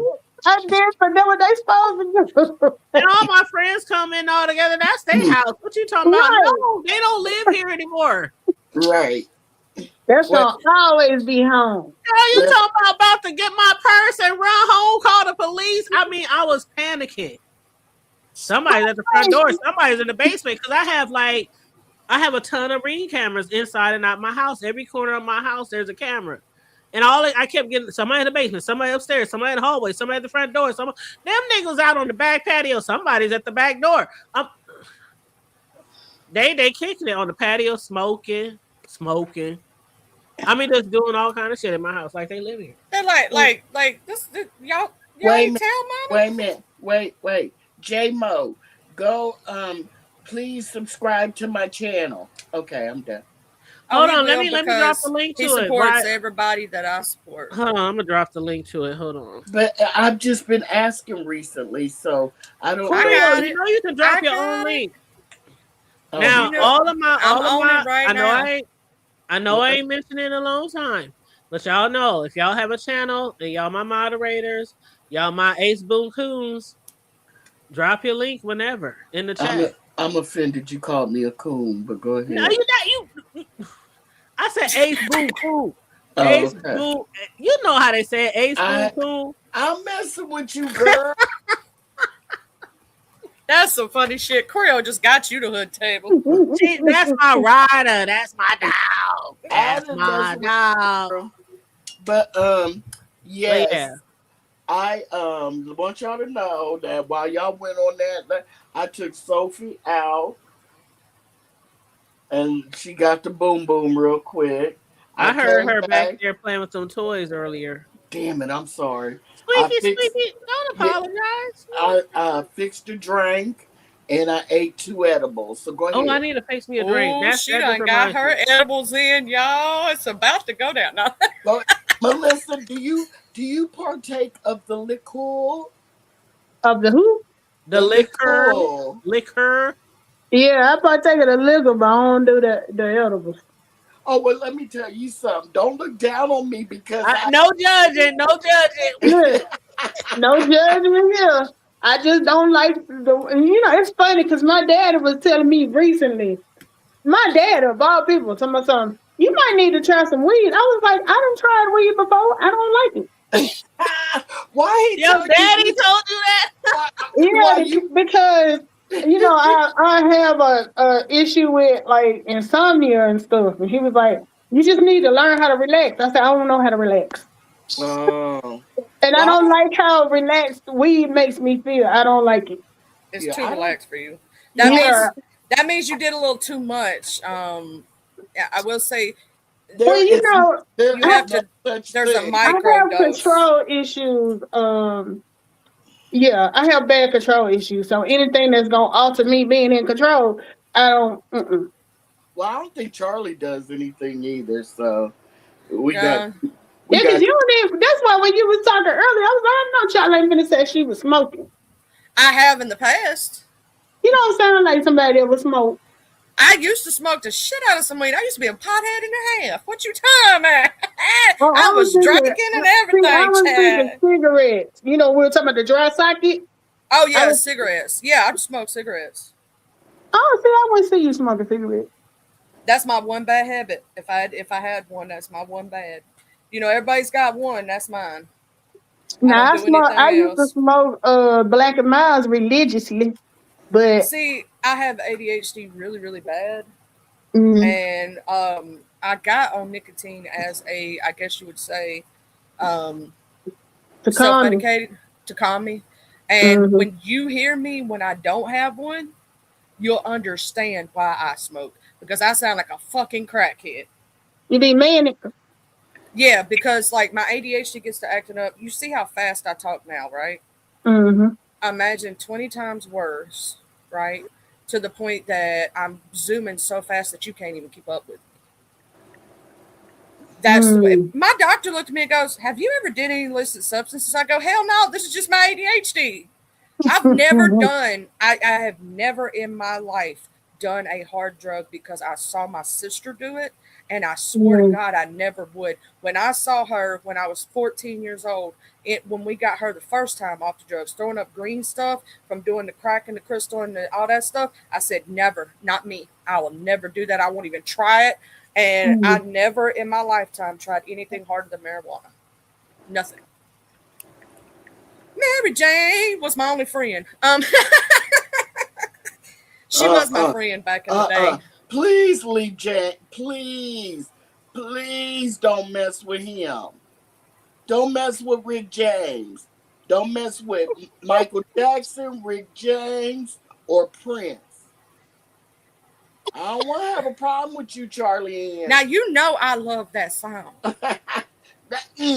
Don't mess with Rick James is special. I'm Rick He is. James, bitch. I think the only person who could mess with all three of those would be Dave Chappelle. Yeah, yeah, Because yeah, he makes it funny and not in a necessarily derogatory per se way. It's in yeah. a more funny way. Like, because Dave, I'm gonna say this: the reason I love Dave Chappelle as a comedian, he gonna give it to everybody. And it ain't, you know what I'm saying? So anybody can get it. It don't matter who it is. And that's what I love about him. You Well, know, you know what? I don't care about no Rick James, no James Brown, she no. ready to go. Y'all, I don't know where y'all gonna go. Y'all ain't gotta go home. But We we got to gotta get Y'all the get the gotta hell get out hell of the out here. of hell up out here. of here. Hey, This is a so reminder. wait a minute, hold Put in on, tea. wait. Okay, I just want to ask this real quick. Okay, go ahead, baby. When I go to my Oh um yeah, share. Yeah, go ahead. What's going on with your well, hold account? on, Alexa's answering me. Hold on, Alexa. Alexis, sit down somewhere, Alexis. Okay, listen, to this motherfucker. I know she ain't responding to me. She I tried to know she tell don't me. want it. I Stop, know she don't want it. Alexa, stop. She want all the smoke hood table. We I about to know beat that Alexa hoe up. don't want it. Okay. Good Lord. You know, now that they've made it more AI, and so she'll answer you and try to hold a conversation. Hell yeah. I'll be like, thank you. She'd be like, you're welcome. And I hope you have a wonderful day. Yeah. I'd be like, It's shut the like, fuck up, ho. I'm Okay, like, sorry. bitch, go to sleep. Go to sleep, bitch. thank you. So what I want to do is I'm trying to like say I wanted to let Melissa goes live and I want to share her video. I can't figure that out. Okay, so when Well, first, is she on your laptop or you on the phone? I'm on my phone. Okay, go ahead, Charlie. okay, so from the phone, because I'm gonna be on my phone right quick so I can throw you through the steps. Now, if it's a vertical, it's gonna be a little different than a regular, right? I'm gonna go to the hood table right now from my phone, and tell you how to do it. Let me. Is that what I need to do? Okay, so I'm going through the steps right now. So I'm on the Hood Tables live, right? And as I'm on her live, when you're in the video, wait, let me get to her live. Okay, I gotta mute it, y'all. Shit, my mute ain't on. Y'all gonna be hearing us in a minute if I don't mute this. Okay, we're good.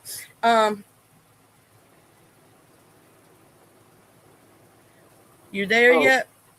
Oh, wait a minute. I start reading something. Okay. Yeah, I get distracted sometimes. Wait a minute. Let me see. The Hood Table.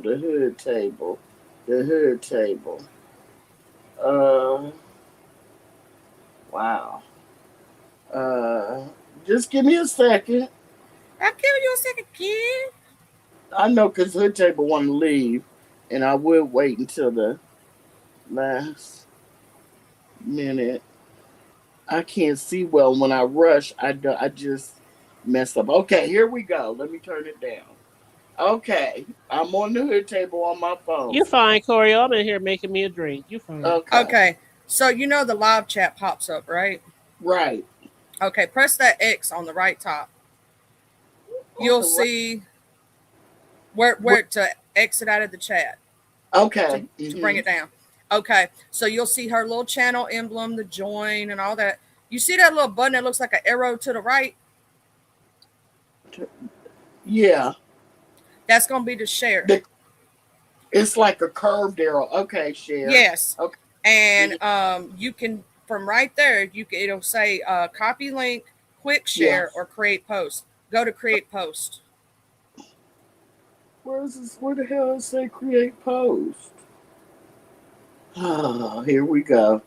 Scroll down a little. See if you can pull it up.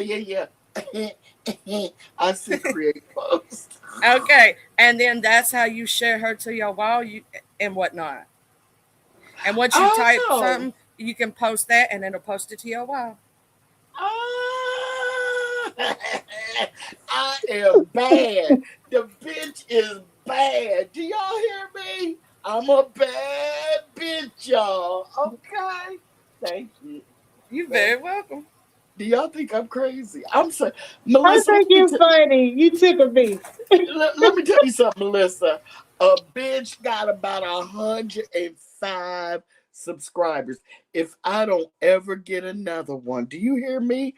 I feel like I have 1 million.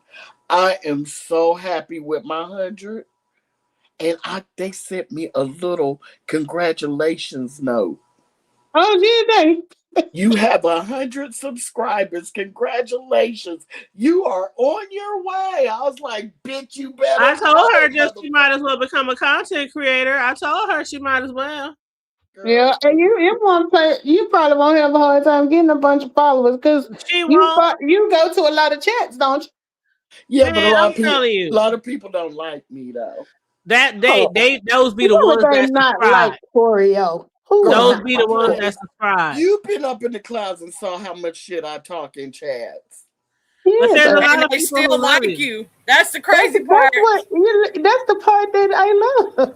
Yes, and a lot of people do love you. But every time I tell somebody they should start a channel and they're gonna get subscribers, it always happens. Everybody who I said that the other day, Torio, remember we was in Birth of May chat and you was like, she was saying something. You was like, "Should I leave?" I was like, "That she ain't talking to her." She was like, "Motherfuckers said don't surprise," because somebody came in her chat and she was like, "Now I know you ain't up in here," and she was like, "If you ain't something, if you don't support me, don't come in my chat." And I was like, "Well, shit, I don't make it to every live. Do you want me to leave?" Oh no, you did. Well, I mean, because she's not talking to you. Yeah, I don't want to disrespect anybody's chat. Oh, that's funny.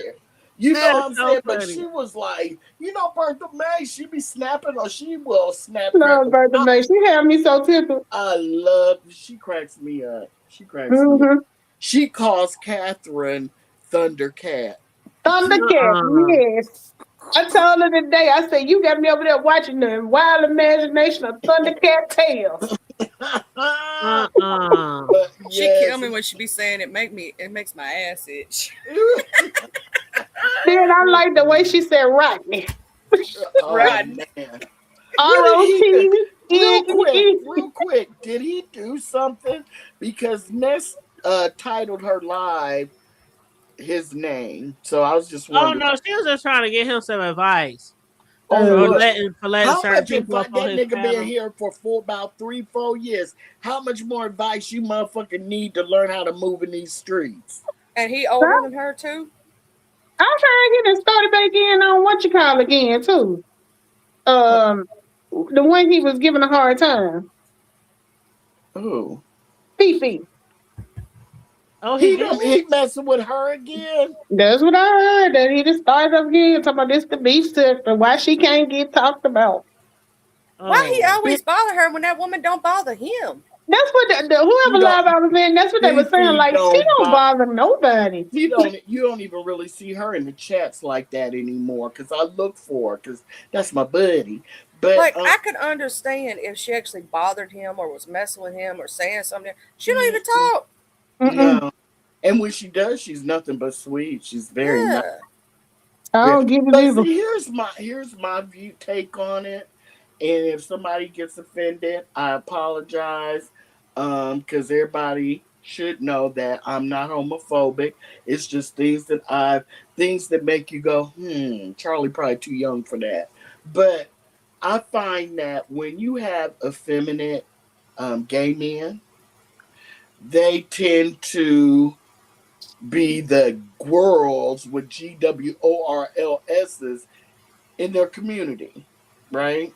Mm-hmm. And so, yeah, and so they forget that they're men. That they're men, and that's why Rodney loses himself and doesn't have a problem cussing out women, threatening to beat up women and stuff, because he forgets that the whole world isn't his world, and where that's acceptable. When y'all going at each other, two girls, GWORLS's, it doesn't translate into the world where you have a mixture of everyone. And we're looking at, because women are still looking at you as a man. You may be a gay man, but you're still a man. And you threatening to beat up and slap the shit out of Jay Dunn ain't cute.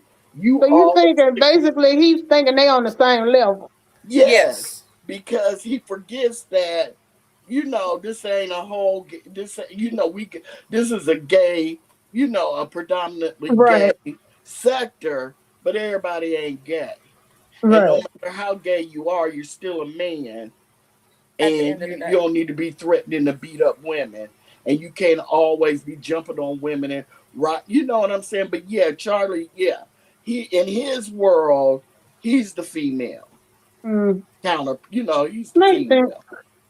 And so he just, and you know what? They said that ninja is about 6'2". I think I did hear that he was kind of tall. And I'm like, you would think the way he acts, he'd be some little 5'5". You know what I'm saying? Here he is, the Jolly Green Giant. But from the pictures I've seen, he don't match, his face don't match his you know what I'm saying? Yeah. It don't even seem like that would be coming. His voice would be coming from that picture. Exactly, and they say he big too. He not even. I thought he would have been like a little bitty skinny man. They say he big and he tall. But hey, Room Shaker. Room Shaker said, "Hey, Charlie." Hey, Room Shaker. But all right, y'all. We on 4 hours, y'all. I gotta go. Okay. Thank you, Charlie. Thank you for having me. Melissa's always a damn pleasure. Charlie, I'm so glad I taught y'all. I know, and Charlie, you know what it is. You know what time it is. And I love y'all. I love y'all too. Melissa, I love you too, girl. My besties. Thank you. It's so good to be back with the family. I know, right? I know, Charlie, thank you for the 50-second tutorial. I'm going to practice. I'm going to sit. I'm just going to be practicing. She gonna be sharing everything, Charlie. And I'm going to be putting tests. So if you see that, if you get a chance today or tomorrow, please answer it so I know I'm doing it correctly. Thank you all so much. Love, peace, and bye. Bye. Love ya. Love ya. Drop me down. Because I don't know how to do it. Okay, I'll drop you, babe. Okay, Thank you. Love you. All right. Talk to you later. All right, Charlie. Just make sure y'all hit that like button, that share, that subscribe, and Cash App scrolling across the bottom of that screen to hit up the Hood Table with some love. It's the Hood Table 402 to hit that Cash App. Make sure you do that for the girl, and always remember to keep it hood. And I love you, Hood Table. I will see you later. Too, boo. All right. Have a good night. And don't y'all forget now, season 3 from the Block to the Hood Table this Sunday night, 7 p.m. Pacific. You know how we do in the hood specific. 7 p.m. specific. Okay. I'm just teasing. But yeah, 7 p.m. Pacific, 9 p.m. Central. From the Block to the Hood Table with Briggs and I. We starting off season 3 on my channel Sunday. Then we'll flip-flop every Sunday, my channel to his channel, back and forth, like we always do. But it'll be a supporter appreciation night this Sunday for everybody who's been rocking and rolling with us in season 1. Again, we're going to be giving out all type of merch, from coffee mugs to tumblers, t-shirts, mouse pads, cash apps. We're going to have trivia. How well do you know Riggs and I? We're going to have trivia for cash apps. It's going to be a lot of fun, y'all. I hope that I see you there. It's just gonna be a kickback, chill, shoot the shit, no topics off limit. It's not gonna be no specific, discussions that we're having. It's just a night of fun, and that's how our season 3 premiere is gonna start for From the Block to the Hood Table this Sunday night. Don't forget, okay? Thank you, Sassy. Huggies, Charlie. Thank you so much. I appreciate you guys. And the reason why we are doing this Supporters Appreciation Day this Sunday for me and Riggs is because we appreciate you guys so much. So, again, if you haven't already, like Charlie said, like and share the video, subscribe to the channel. If you happen to be new here, please subscribe to the channel. If you want to donate to the commentary or to the platform, $, the Hood Table 402, and stay safe, be blessed, remain vigilant at all times, and always remember to keep it hood. I'm out. Bye.